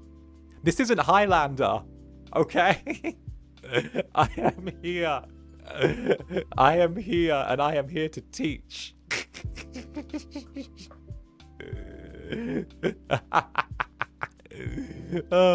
One of us. One of us. But again, It had been years, yet the fire between them had never wavered. Again, that's not cerebral thought, that's more of a descriptive thing, but again, it shows that the two of them have kept this strong level of physical connection all the way through. And again, time breeds familiarity, familiarity breeds intimacy, right? If you're making notes, make a note of that. Time breeds familiarity, familiarity breeds intimacy. Just those three together. That is a key sentence. I would suggest every single aspiring writer here to make a note of that and know that that is a very, very key thing when it comes to progressing a relationship. Yeah, there's a sense of ease or habit that can elicit an emotional reaction from the reader without necessarily being an emotion itself. Exactly. Familiarity. Familiarity is beautiful. Beautiful. It's so strong. Oh, this helps me since I have a lot of problems with writing in my intimacy. Hey, it's all good. This is what these lessons are here for. It's here to help. Here to help, right? Again, the clutch, the touch, the grab. Time breeds familiarity. Familiarity breeds intimacy. That's a really easy way to do it, right? One leads to the other, leads to the other. It's perfect. Now, you can see here as well as we look through the physical intimacy, right? Again, it shows that this is a pattern they've been through before. The fact that there is, that little bit of hesitation on that. And hi, Vane. Hi, Vane. Dobby breed intimacy. Hi, Vane. Welcome to class, okay? Vane, please take your seat. We're teaching about how to write smut and different types of physical intimacy and emotional intimacy. Don't worry, take your seat. Just over there with the others. Okay. There is going to be some education going on here, so I do hope you enjoy. Get comfy, get cozy, my dear friend. It's lovely to see you again. But yeah. Going through the motions, the idea that this is a pattern they've been through before, the familiarity informs the reader that this is something intimate, but it's almost being led into a ritual. How many times has Zander protested only to be shut up with a kiss? How many times has there been that push and pull of I'm going to drag you deeper? How many times? It's a familiar ritual to the characters that it feels like we're almost getting a voyeuristic peek in on. And I think that does a lot of good stuff, right? So much good stuff. So with that showcases physical intimacy on its own. I think that leaves us ready to move on to the next slide. Now, this is going to punctuate what I have taught you so far. Each form of intimacy has its own rhythm and pace, as well as concepts that highlight it, right? You can't treat physical intimacy the same way you treat intellectual intimacy. You can't write intellectual intimacy the same way you write emotional intimacy. You can't write emotional intimacy like you write physical intimacy. Each one is unique, each one is special, each one needs its own little bit of attention within the work, and they're not simply interchangeable. They're not just, they're puzzle pieces that slot into an overarching scene and do so to highlight it, right? So, when you turn around and, build, it's literally just puzzle pieces. It's finding where they slot in. No two puzzle pieces are the same. That's why they all go together. You can combine them. That's why, that's why it's a puzzle, It's the idea that all of these slot together, but they can't replace one another, right? You see, you can't do them the exact same as the other. You just got to find how these pieces fit together for your characters. A character's intimacy between partners is something that you have to discover through your work. You discover it as their writer, the thing that gives them life. What you do is you figure out how their dynamic works, and it's up to you to insert the different pieces of that puzzle until you find the way that feels just right. And that doesn't mean that puzzle can't change or ebb or flow. Of course it will. A relationship is designed to ebb and flow and change. But as you go through, each form of intimacy contributes to the story in its own way, and by blending the three together, we create compelling reading, right? You make it sound that there's no bad combination. There is no bad combination. There's none. Every character is unique. Every character has something special about them. Every type of relationship is unique. There is no bad combination, right? There's no bad combination of these aspects. So, I think the next one's a question time? Yes, it is. Okay, question time. Perfect. All right. Perfect. It's just about execution or no. You can look at it in a plotting perspective as well. Execution, or you could even, when you're actually storyboarding or scripting your story, you can have this as something that you have in the back of your mind during it. There's definitely a good way to appeal to different parts of your audience if you're planning and scripting things out or having a solid idea before you go in. So I would say build up execution, a character's intimacy does help describe everything that they do, you know? Could you imagine if again, I can't believe I'm using Sasuke from fucking Naruto again, but I'm doing it twice, kill me. So, it would be a very different story if Sasuke was warm and friendly with everyone but Naruto. But the fact that he's cold and icy to everyone... Fuck me. The fact that he's cold and icy to everyone shows a consistent side of his character. It might be interesting if he did have a handful of characters that he was very warm and friendly and jovial with, and it was, you know, a handful of characters he was very cold and icy to. It would be a different character. But the thing is, it would show different aspects to himself, would make him maybe a little less one note. The blueprint would be different. So it's all about the blueprints. You know? Definitely a thing. Definitely a thing. Random question. Having a character tell the other they regret falling in love / liking the other is what? It's a confession, regret. I would say it's about the delivery. But I would say it falls into intellectual intimacy because it's higher thinking. I would say that's a higher concept, you know? Again, emotional tends to be very visceral. And here we go. How do you write familiarity without intimacy, i.e. a failing marriage? So here's a good one. Here's a good one. There is still a level of intimacy even in a failing marriage, but it's broken intimacy. You can still know what your partner's doing or what they like or what's going on, but it can also be discordant. So having that familiarity, but then having it wrong. Having the whole thing where you don't like existing in the other person's space. Having it feel weird. Having those off-cordant times where you say, oh, you know, are you picking up the kids from soccer practice? For fuck's sake, why are you talking to, you know, for fuck's sake, that's your job, you know? That little snap back and forth, the marriage failing. Having reactions not match the actions is a really good way to show that certain level of discordance there. And then, could you add these elements to songwriting? Okay, so I'm not a songwriter in the slightest. I don't see why you couldn't do that. But also, that's not quite my specialism. So that's one of those times where I have to hold my hands up and say, this is something that I don't necessarily know about. So I'm going to have to say, like, probably, but don't quote me on that. And then how would you go about maintaining a feeling of intimacy across a long-form story? You'd mentioned hitting a natural plateau point into any sort of relationship. How do you keep that from feeling like it's backsliding? So that's the same as any relationship.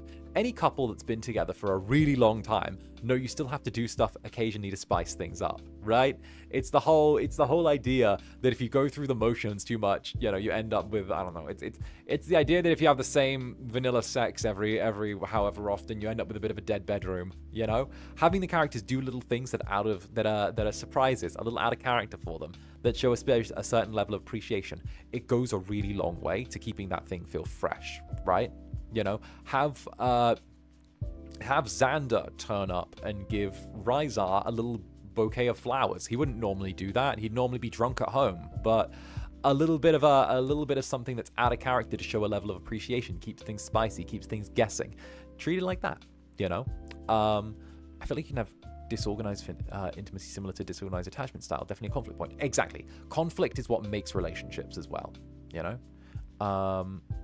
What are some of the best aspects when it comes to post-breakup intimacy narrative? I would say reconstruction and rebuilding. Reconstruction and rebuilding are probably two of the best ways to do it.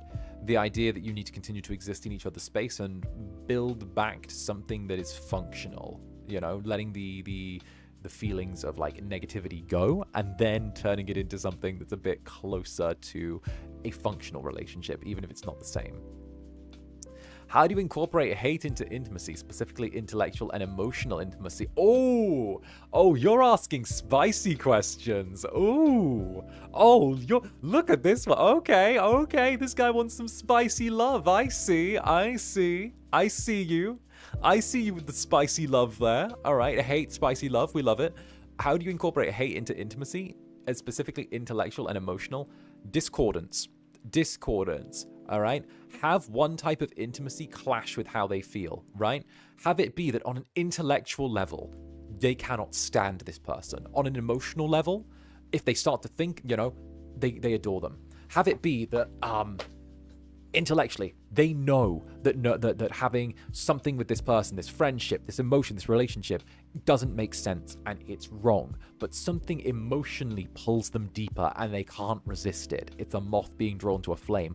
Or have it that on an emotional level this person disgusts them to a certain degree, but then intellectually, on a higher thought, they're able to debate with them, they're able to talk, they're able to have deep conversations, and that's something that maybe they're not finding in other places. So that intellectual intimacy keeps pulling them back, even if on an emotional level they find it disgusting, they hate them, right?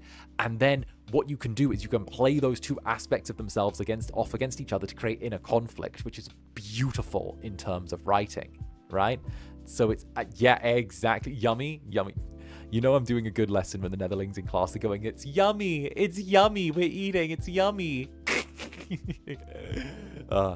Can the same actions or words be seen as different types of intimacy by different people? Yes.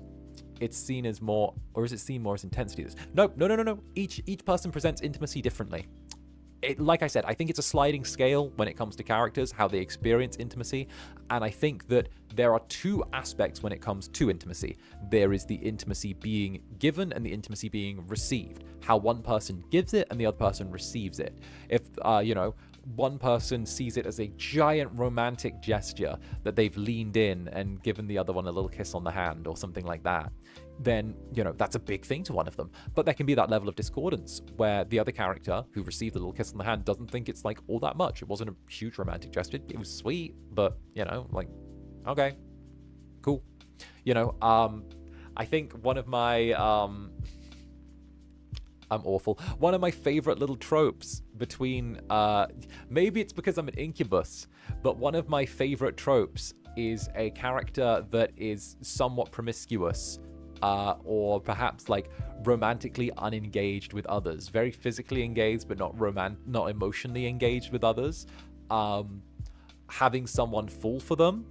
And then that person having to either cope with the fact that the more promiscuous character, the more sort of like less emotionally engaged character, doesn't necessarily deal with love and romance the same way.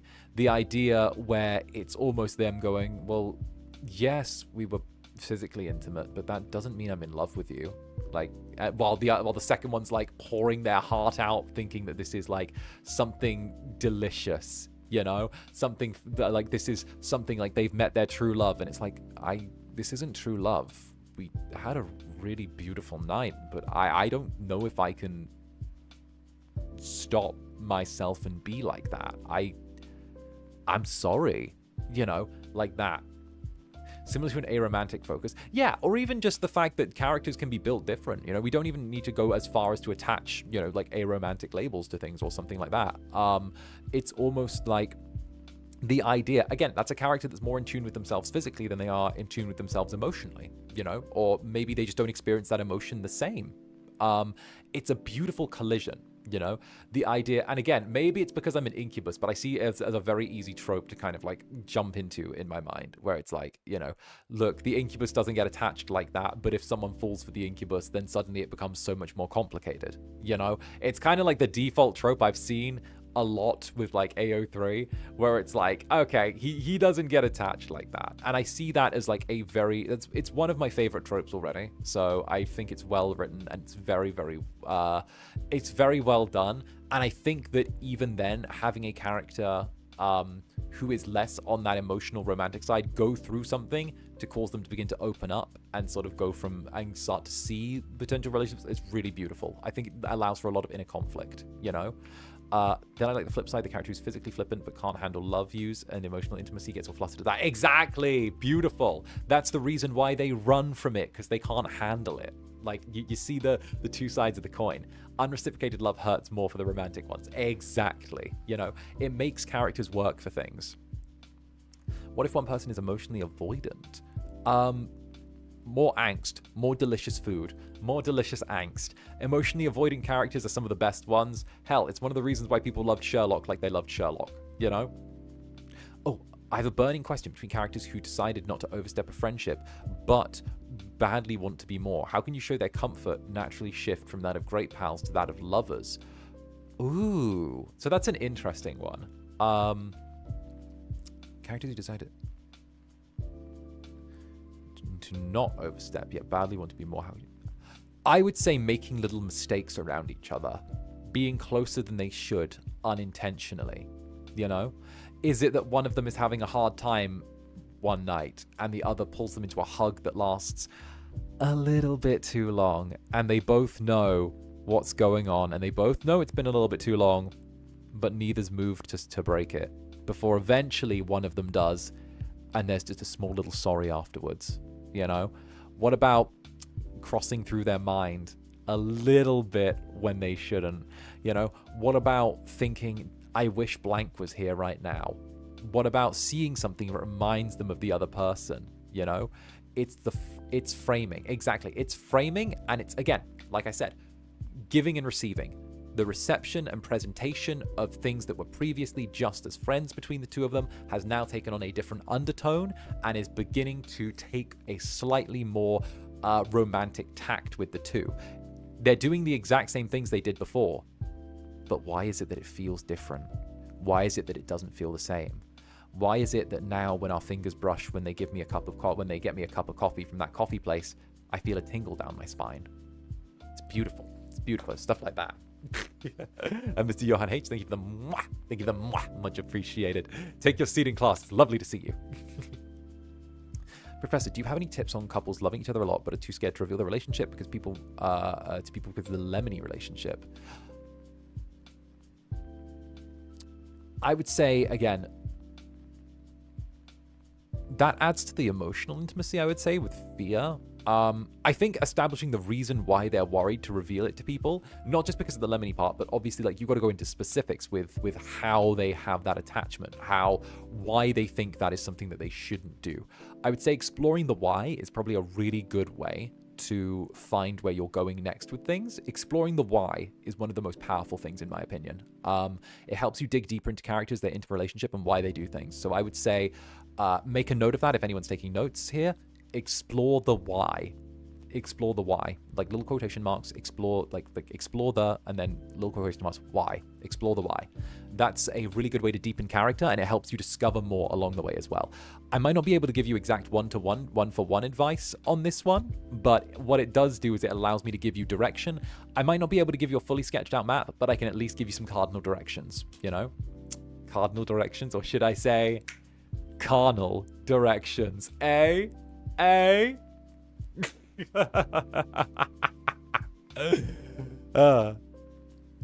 Goodness gracious. I get caught up on their fear to push each other, and I worry it feels like they aren't into each other when the issues... Yearning, fill it with more yearning. Throw yearning at it. That's my advice. Throw yearning at it. Throw yearning. Have those little moments where they think about each other and they yearn. Yearning is beautiful. Goodness. All right, I think what we can do is take a little step forward now. Let's see. Let's go. Professor, actually, one last one. Professor, how do you feel? Oh, Professor, how about when the two actually obvious to each other, not wanting to overstep, but fate forcing them so it's not unnatural? Think of something like Hagi disease.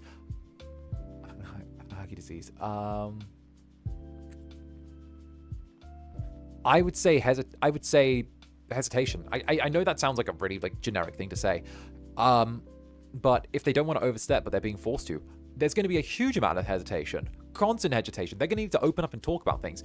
Dialogue is a good one, you know. Definitely a really, really good one. You know what? I did say last one, but there's a very good question here, and it's one that I'm going to go off on a bit of a rant regarding, right? I'm going to say it. All right. When dealing with the difference between straight versus gay relationships, is there a tact that needs to be taken? So, your Incubus is going to give you a bit of an opinion here. This is going to be a bit of an opinion piece now.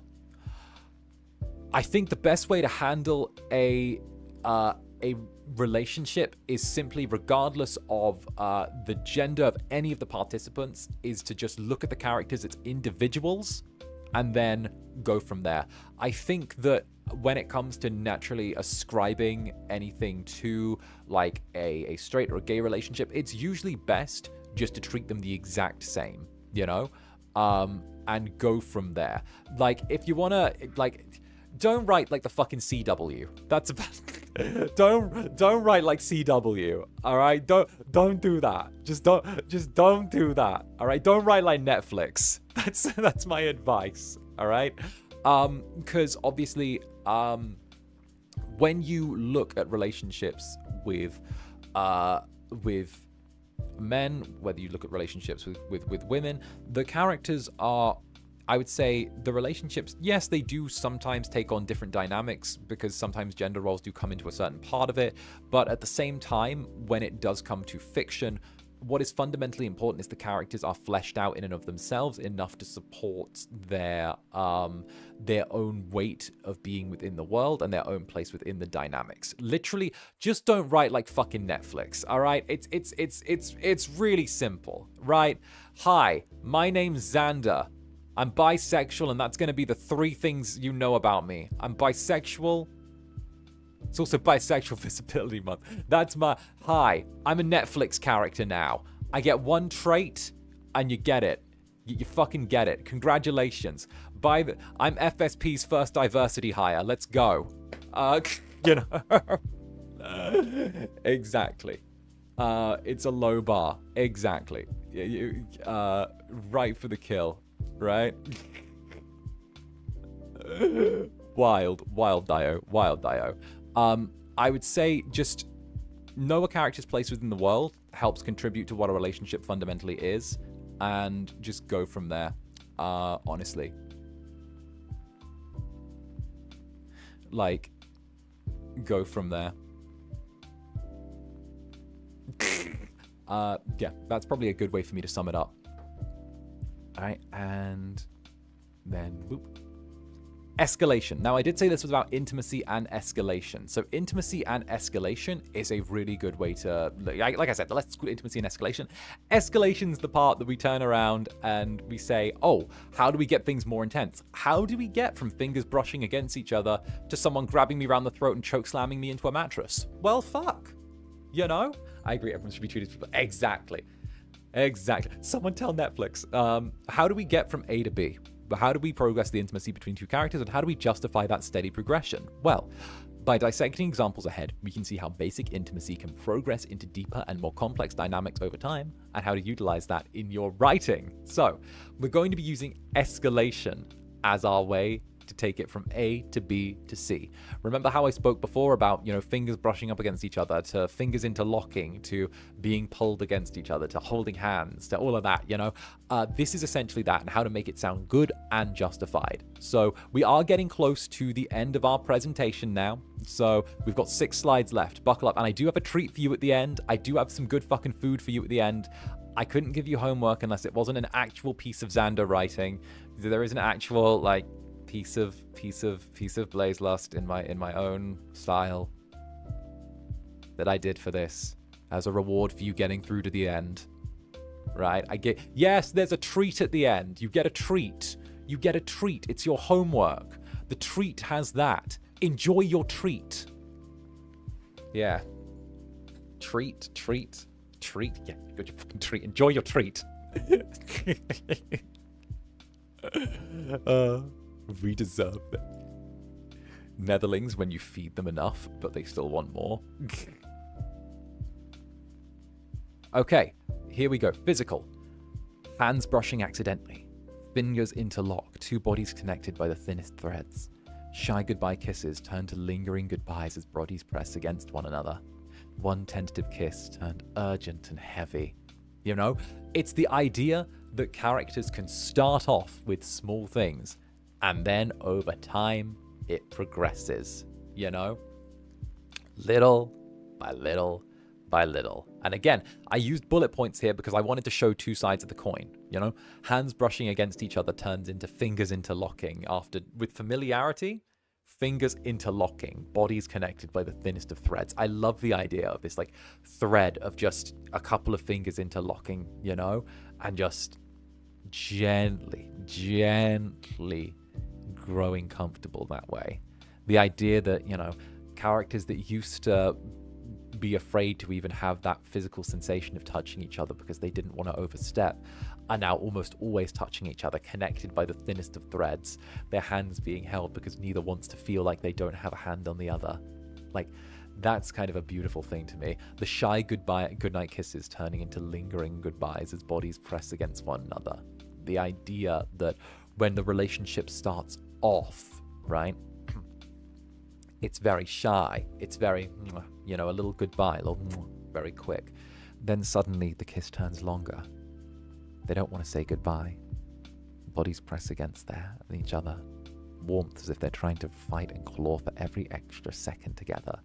Every extra taste of someone, you know? Feeling as if you want to press your body against someone because you want to take the heat of them with you. Because it's just an extra aspect of them you don't have to leave behind come the end of the night.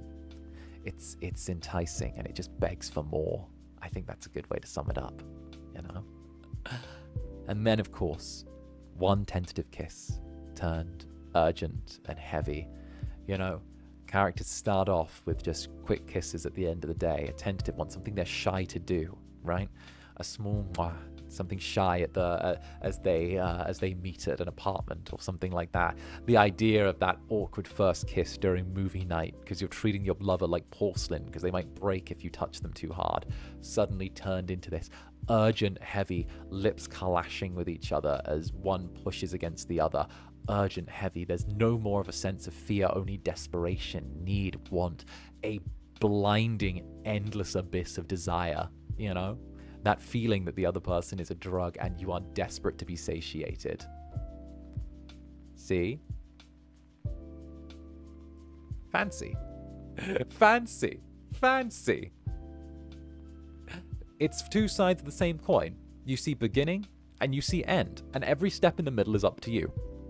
The tentative kisses slowly turning urgent and heavy? Well, hell, how do they slowly develop? Where's the middle ground? What's the each step by step by step? That's for you as the writer to decide. That's for you as the person building this world and creating the interrelationships between the two to make the decision on your own, okay? That's up to you. Whether you want it to be fast, slow, anything in the middle, it's all yours. So do your thing, right? Leg rub, exactly, leg rubbing under the table, that sort of thing. You see, it's perfect. Nether cousin, get the fuck out. I see you, cousin Brand. Cousin Brand, cousin Brand, this one's not for you. Cousin Brand, this one's not for you. Leave, cousin Brand. Cousin Brand, out of my class right now. Leave, this one's not for you. This is not for you. You do not want to see your baby cousin doing this. Do not do this, cousin Brand. This is not a place for you. This is not a place for you, my cousin. Do not be here. This is not it. Okay? I'm a better writer than you. Cousin Brand, this is not the place for you. If you're a better writer, then you don't need to be here, do you, cousin Brand? You can leave. There you go. There's the door.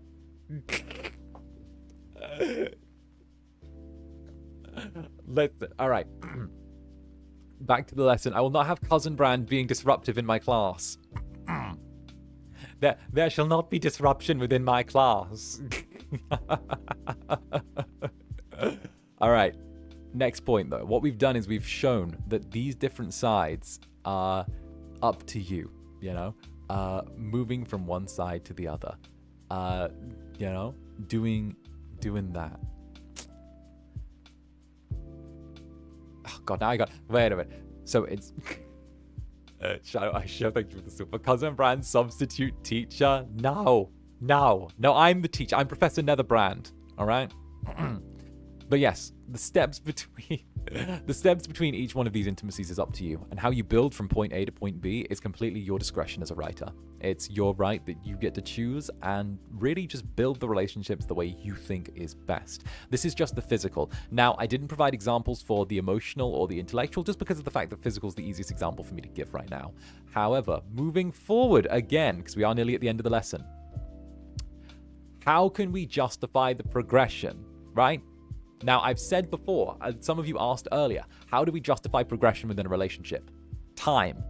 Time is a really easy way. Or you can use a plot device. Plot devices are wonderful. I love plot devices. I love thingamajigs. I love doodads. I love anything that can progress the plot in a weird way. And a way to progress a relationship between two characters. And hell, maybe you want to speed it up. Maybe you want to kick it into higher gear.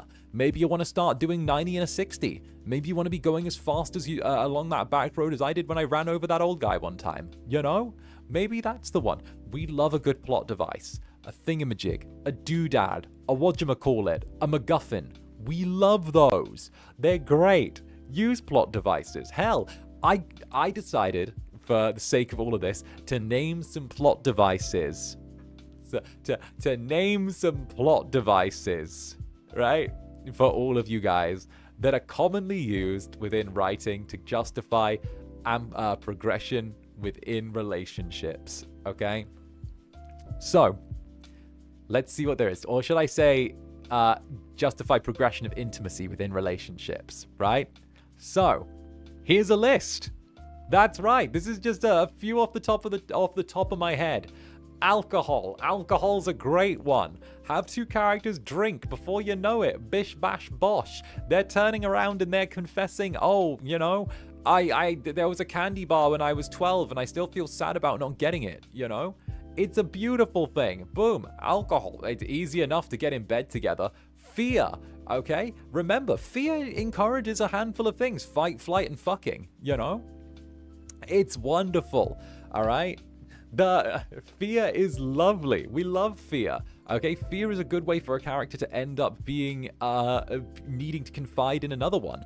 I'm scared. Therefore, they can be like, I need to lean on someone. It increases that level of physical intimacy and emotional intimacy and intellectual intimacy too. Heat. Where are my Omegaverse fuckers at? Where are the Omegaverse fuckers at? Where are you guys? All right, unfortunate Omegas.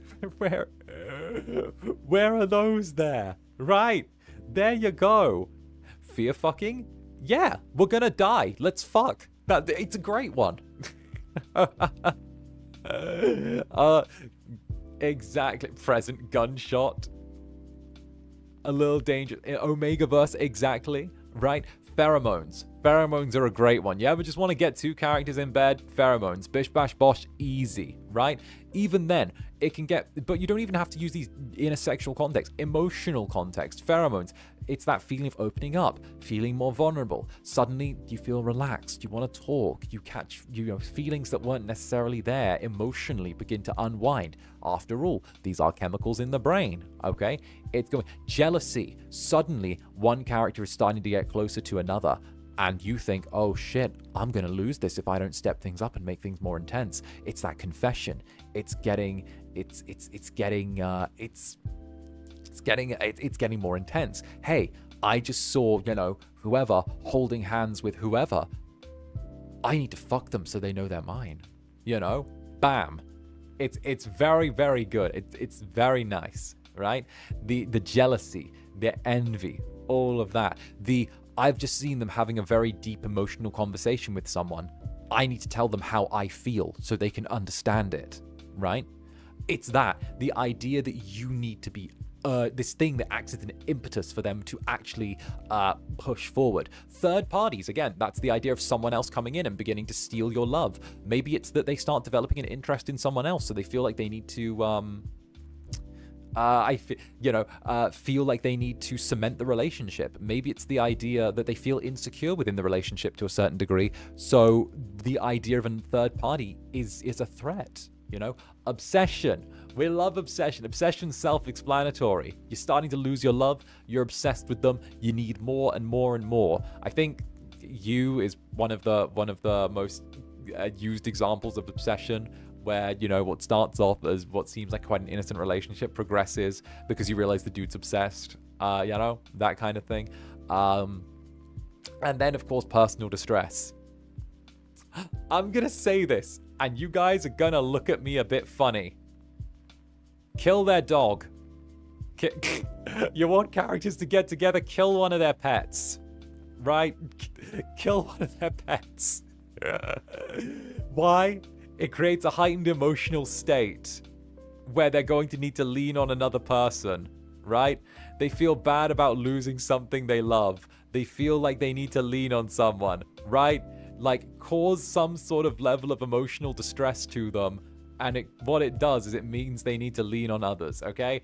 Pet dying, relative dying, money troubles, anything that causes a heightened emotional... anything that causes a heightened emotional state that causes them to feel bad, right? It's good. Good. Give them something to make them feel desperate and sad, right? One of their kids, that too. That can also, weirdly, that can end them up being more emotional or in bed together as well, you know? That can work as well, you know? Kid's dead, let's make another one, you know? No, I didn't want the partner to kill the dog. God, no. You as the writer, not the partner. My God. I'm not that sick. Fucking hell. I'm a pervert, but I'm not that sick. My God.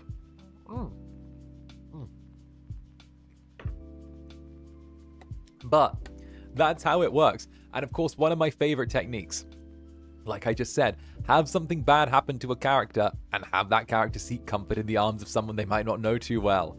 Seeking comfort from a person that you're interested in but not in a relationship with is a good launch point. It opens it up. It allows that level of intimacy. It opens the door to more. Always open the door to more, right? Next up, we have all of this put together. So, this is your treat at the end, okay? We're going to put together intimacy, time, escalation, and also all of the different forms of physical, emotional, and intellectual intimacy into one singular writing piece that I have done to serve as an example to all of you. How does that sound? We're going to use that as a good, strong little example. This is your treat, and it's also your homework as well. So, if you can take this, so if you want to, you can actually screenshot this last little piece, and what you can do is you can do what I did earlier. Go through with a highlighter and highlight the different types of intimacy, right? If that's something that you feel like doing for homework, then that can be a little piece of homework for you to do, right? Don't worry, it's a treat though. You don't have to do it, it's optional, but if you want to maybe give yourself a little bit of a challenge in recognizing the different types of intimacy within dialogue and within a given piece, it's a good way to look at it. And I think that being able to identify the different types of intimacy just on your own merit will strengthen you as a writer. But in the meanwhile, if you don't want to, then kick your feet up and enjoy, because this is some of the writing from my own little piece of bullshit. Forgive me, I wrote this last night at 5 a.m. To have this ready in time for class. There's a reason why this took an extra 2 weeks to put together. So, here you go. Oh.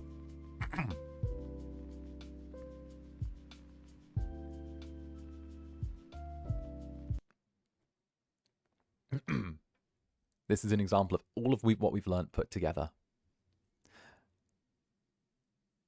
The wine had eroded most restraint, softening Rizar's edges. He laughed too hard at the silly Incubus's stubborn arguments and impassioned speeches that seemed to wind on until their content was simply nothing in particular. The man could never shut up, Rizar chimed to himself, when the demon suddenly leaned across the table, his flushed face so close that his breath brushed the surface of Rizar's skin. What? The Incubus asked, saying his companion's slight smirk. You're impossible, he teased, but Rizar's eyes lingered on the demon's lips. Then stop trying to resist me, he mumbled. He murmured, his words half a dare, half a confession. No words were needed for his answer. A kiss collided with his lips, harder than intended, but the passion and urgency not lost. Zander's lips tasted of wine. The scrape of the chair and the smash of the bottle immediately forgotten, as Zander was half dragged across the table by the back of his head, their laughter breaking through the ragged breathing. You always take too much, said Rizar, his tone half scolding, his touch still rough with urgency. Good. There was no hesitation in Zander's eyes, no playfulness left. Just the deep abyss of yearning that always lurked just beneath the surface. Because I want everything.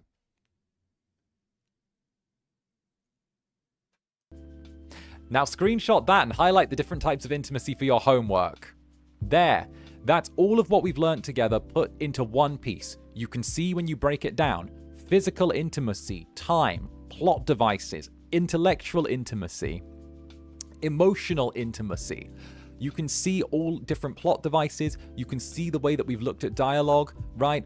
I've put all of it together into one singular short scene in like less than 500 words, just to showcase what the different types of intimacy actually look like and where the yearning begins and ends and everything in between, right? I hope that actually showcases at least some of what we've done today as well. And Voltaire Belmont, thank you for the super. We have a hashtag for said homework. Just use hashtag Zander Netherbrand, I'd say. Just use the general hashtag. I will surely come across it. And you know what? If you do, then you're more than likely to. If you do submit the homework, then you're more than likely to get a like from me. Go for it. Go for it. And Rocks Freeze. Hey, what's up? Thanks you, Professor. I ate well today. I'm glad that you had an enjoyable meal. I'm glad. Okay. Now, I think that's pretty good. It highlights, thank you, darling. Mwah. I think that it kind of just shows all of the different aspects. It shows physical, it shows emotional, it shows intellectual. There's almost that level of like snark there, the debate. I'm not going to break this down too much, but it also does turn around and deal with some of the stuff from last lesson as well, where I talk about sensation and touch and all of that. So I hope that this is something that you can take going forward. So I would say take a little screenshot of this now if you want to like work on the homework or do your thing. I probably won't post the homework anywhere just because of the fact that like this ain't the type of writing I want to be posting on anything official. But I think that taking the time to sort of like break down and go through all of it and sort of like help everyone progress as writers is something I'm really passionate about. And I'm very glad that I was able to do this and sort of like take this together. Thank you all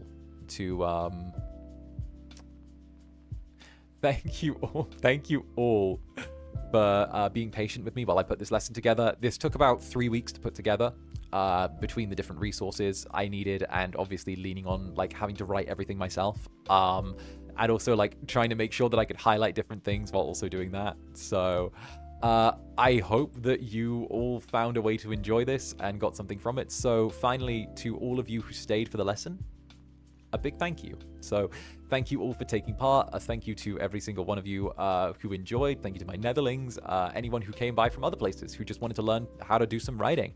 A huge thank you as well to Ryzar for being my willing guinea pig for this and being my other side.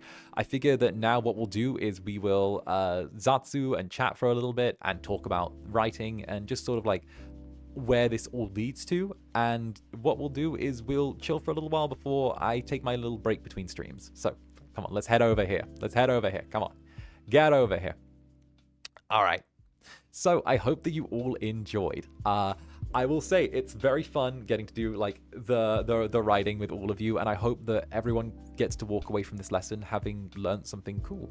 Ryzar's definitely a good sport. He is a very good sport. Nice coat, by the way. Why, thank you. It's my professor coat. I'm Professor Netherbrand. But yeah, I would love to hope that I would love to see going forward you guys incorporate some of this into your own writing, whether or not you choose to write, you know, something that's like smutty, funny, intimate, any of that. I hope that it's a lesson that all of you can take going forward. I think that managing to sort of like peel this away from like university academia and put it into some more accessible format for just regular people on the internet is something that is a good goal, in all honesty, and I'm really glad that I was able to share this all with you. It was very helpful. Thank you, Professor Netherbrand. Hey, you know what? Thank you guys so much. And heck, if you did find this like educational and all of that, maybe drop a little like so that more people could maybe see this, because I do want to try and like damage universities more and more. I want to beat the shit out of the paid education system. And I will go with that. And maybe you're new here, give the subscribe button a little smack. This is probably like the chill down session. It's very helpful. I'll probably never use it, but it's helpful. Hey, knowledge is always a good thing. Knowledge is always power, you know? And Fox Panic, thank you for the 6 months. Thank you a lot, Sensei. I won't kill my character's pet. Besides that, no notes. Pure admiration. Right? Okay, you don't have to kill your character. I'm just saying, okay? I'm just saying, dead pets are good impetus, all right?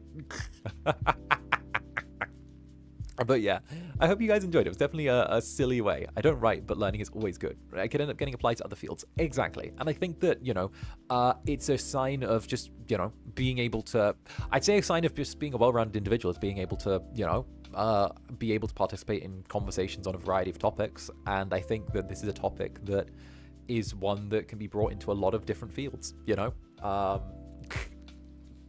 like how we collectively agree no pets will be harmed. Yeah, right. No pets were harmed in the making of this smut.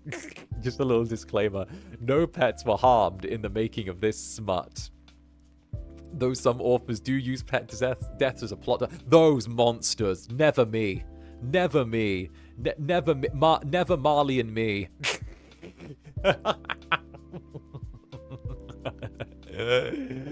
And Ivy, thank you for the 15 months. Joined the class late but learned a lot. Was reminded by some stuff that I read every time you explained everything, and that's so fun. 15 months, yay! Yeah, I hope that like anyone who actually has like a university education in like the things that are adjacent isn't going like, damn, Zander bullshitted us so hard. Damn. Oh goodness.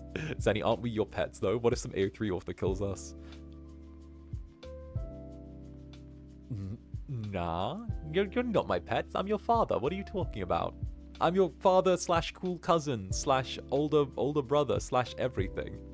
And Jade Sidus, welcome to the Netherbrand. Welcome aboard. Welcome back, darling. I see you've got your fancy woolen horns. Good to see you. And Song, thank you very much for the super. Mwah. Thank you for such an enlightening lesson. As a first-time attendee, it's given me a lot of things to consider for future works. I'm really glad I got to join and also find you again. Aw.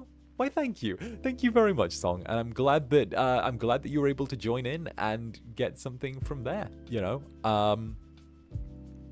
let's go. I think it's really good to be able to kind of like do. I think it's really good to be able to carry things forward, even if you don't use everything that I taught. It at least gives you, you know, knowledge, and knowledge is power when it comes to writing. And it might be able to give you things that you can apply to other stuff, or even just recognize it in other commercial works. I think that a good thing is that a byproduct of this class is it gives you a level of media literacy as well, and it lets you see maybe things in the media you consume that you might not have perceived otherwise, you know?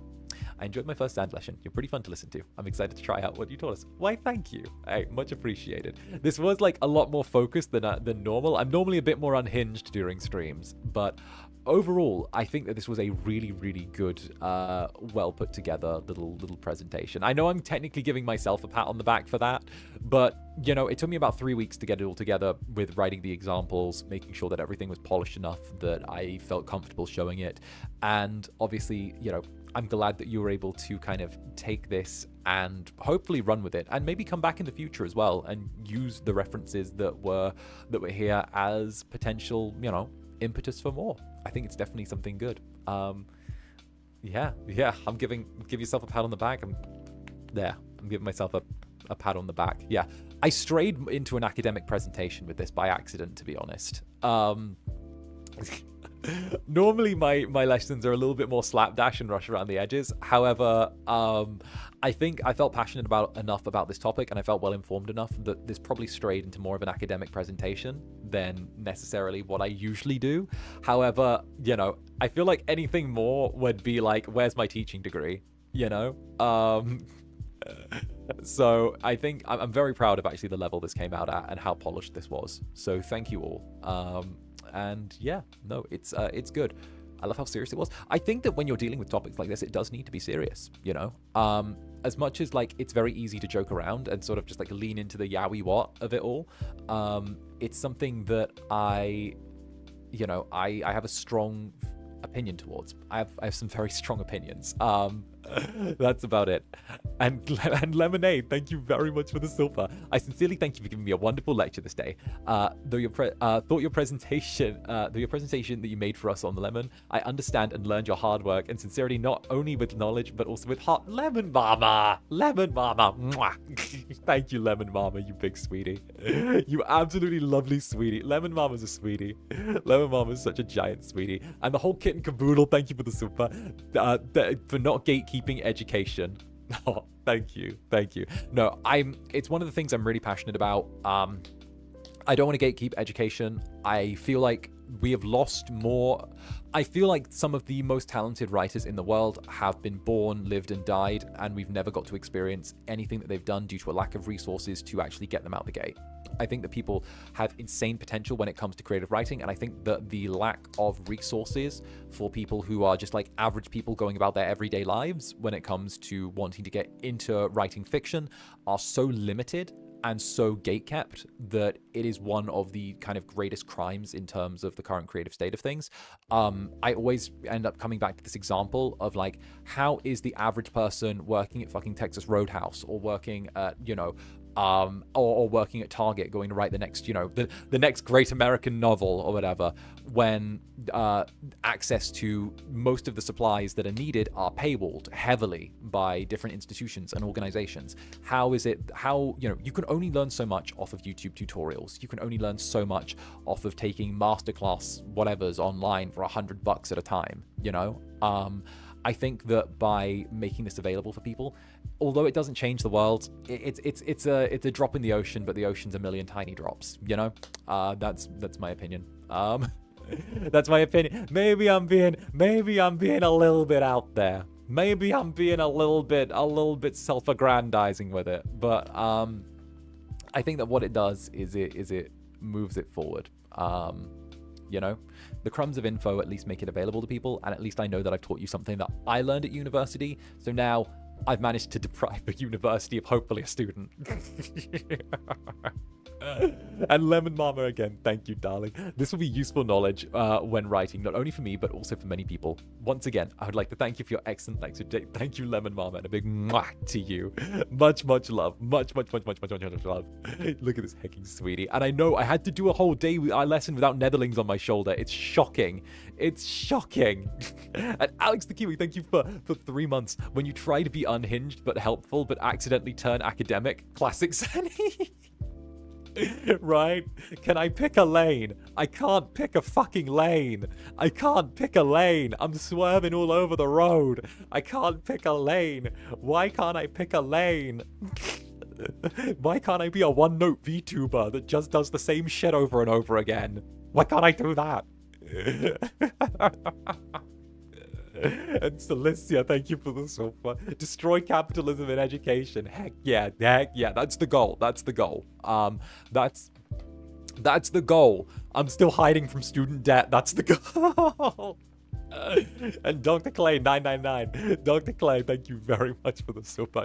You're basically my Bob Ross when it comes to streams. A good morning thing for me to watch to relax to. Would love more educational streams like this. But thank you very much, Dr. Clay. I would love to do more like this. Obviously, if this is something you guys would like to see, it means a lot to me.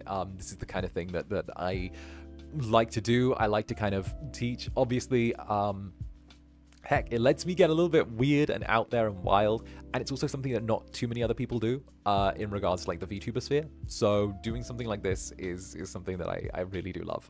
So thank you so much. That does genuinely mean a lot. And Spades, thank you for the rose, darling. Thank you very much. Thank you for the roses.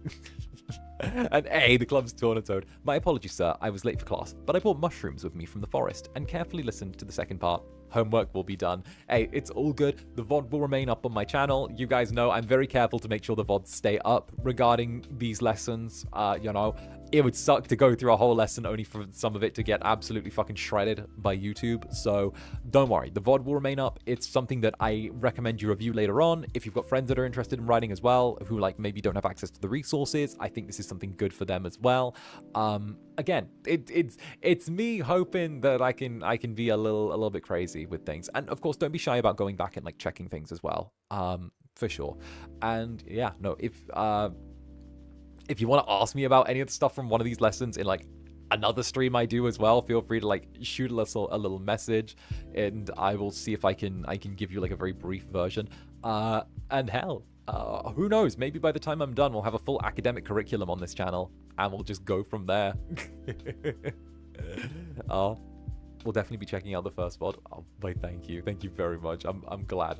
There are a lot of VODs as well. If you are new here, there's about writing. There's stuff about story structure, plot structure, writing horror. There's lots of little things. If you do look up like any like writing stuff, just feel free to type in writing. I think that like Zander Netherbrand writing should bring up like a bunch of them. That should do it, because I try and include like the keyword. And Stormy, thank you very much for the super club, Netherbrand's resident spider catcher.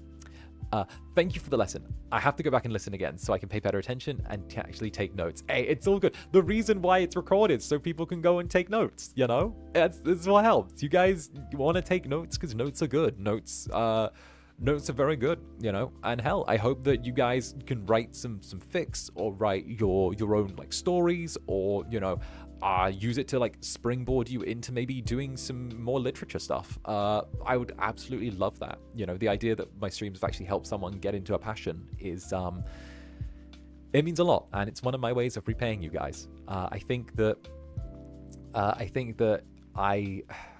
I'm very grateful for all of you being here, and the only thing I feel like I can really pass on is like either knowledge or affection, and you get a lot of affection, so I might as well throw in some knowledge, you know.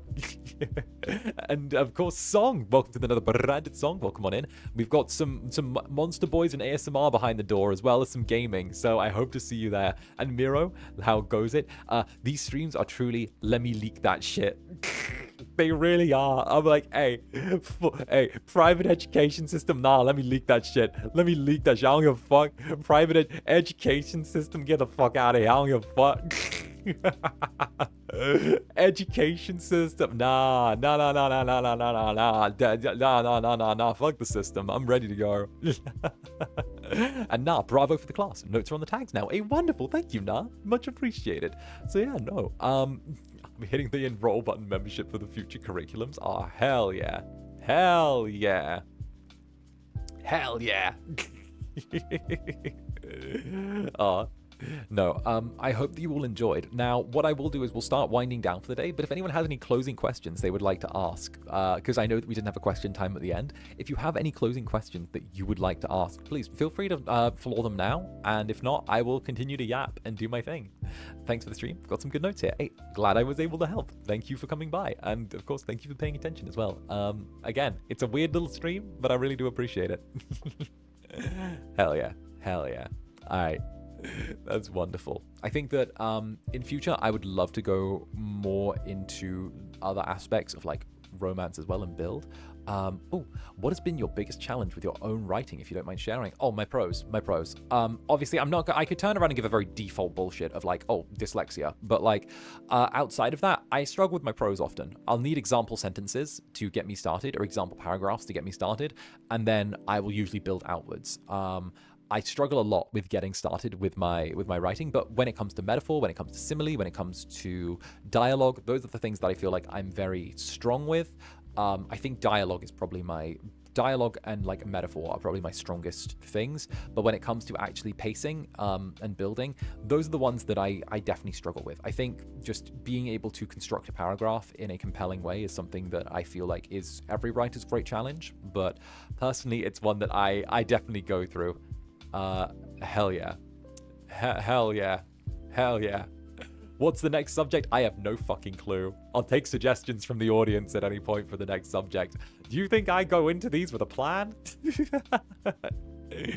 I was a little late. Not sure if you answered this or not, but what's your favorite trope? Hate fucking.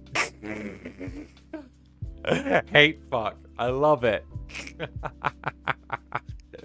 Would there be writing lessons for other topics besides romance, like horror or fantasy? I do have a horror VOD that you can look back. So I do have a writing lesson already on the channel for horror as well. And I believe I have one as well for something similar. But yeah, I do have a writing lesson for horror and how to get started as writing your own stories as well.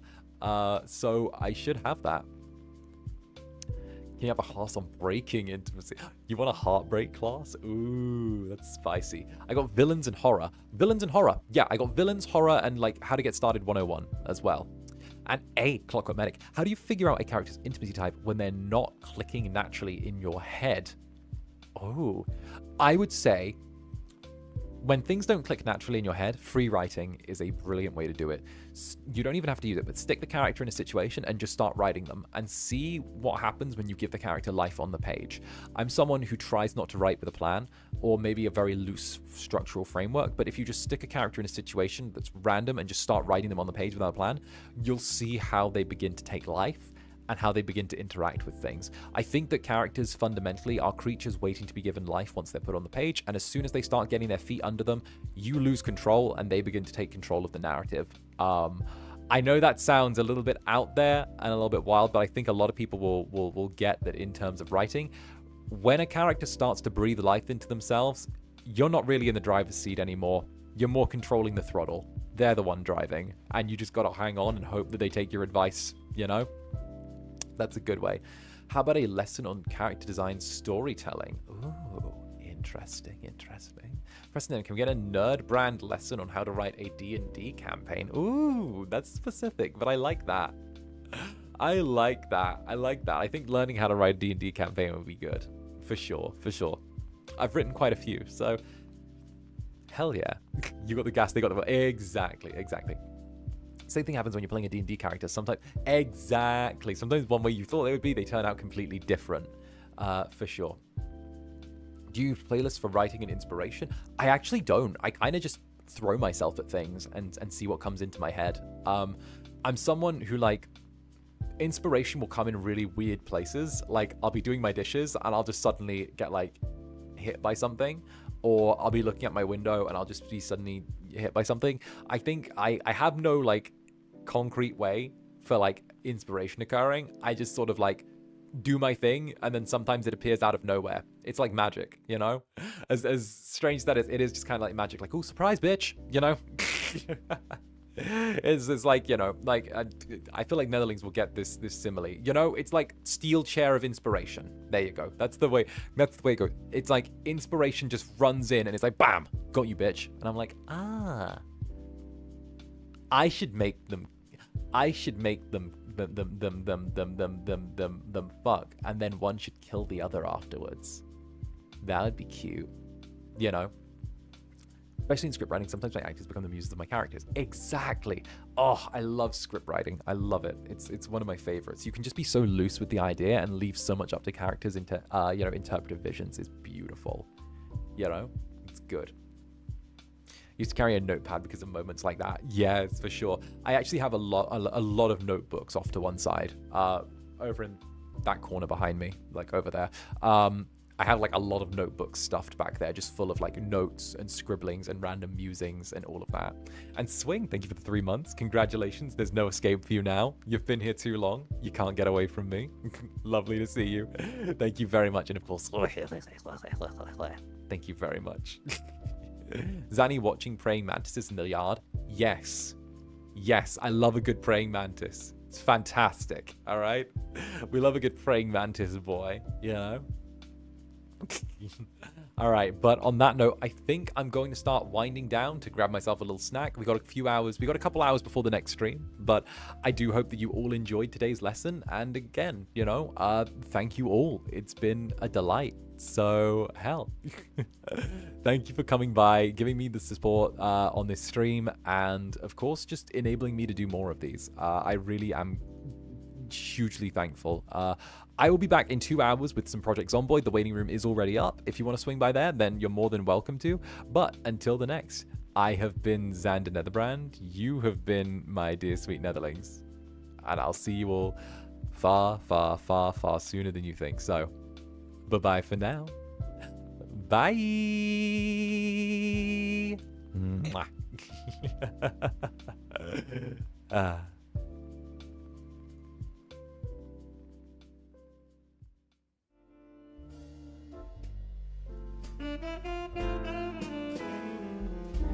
Hey, mwah. Katie, thank you very much for the super. Cheers to all of you. Thank you very much. All right. Let's go. See you soon. See you for Zomboid tonight. Cozy Zomboid tonight. I'll see you there, you little devils. Goodbye.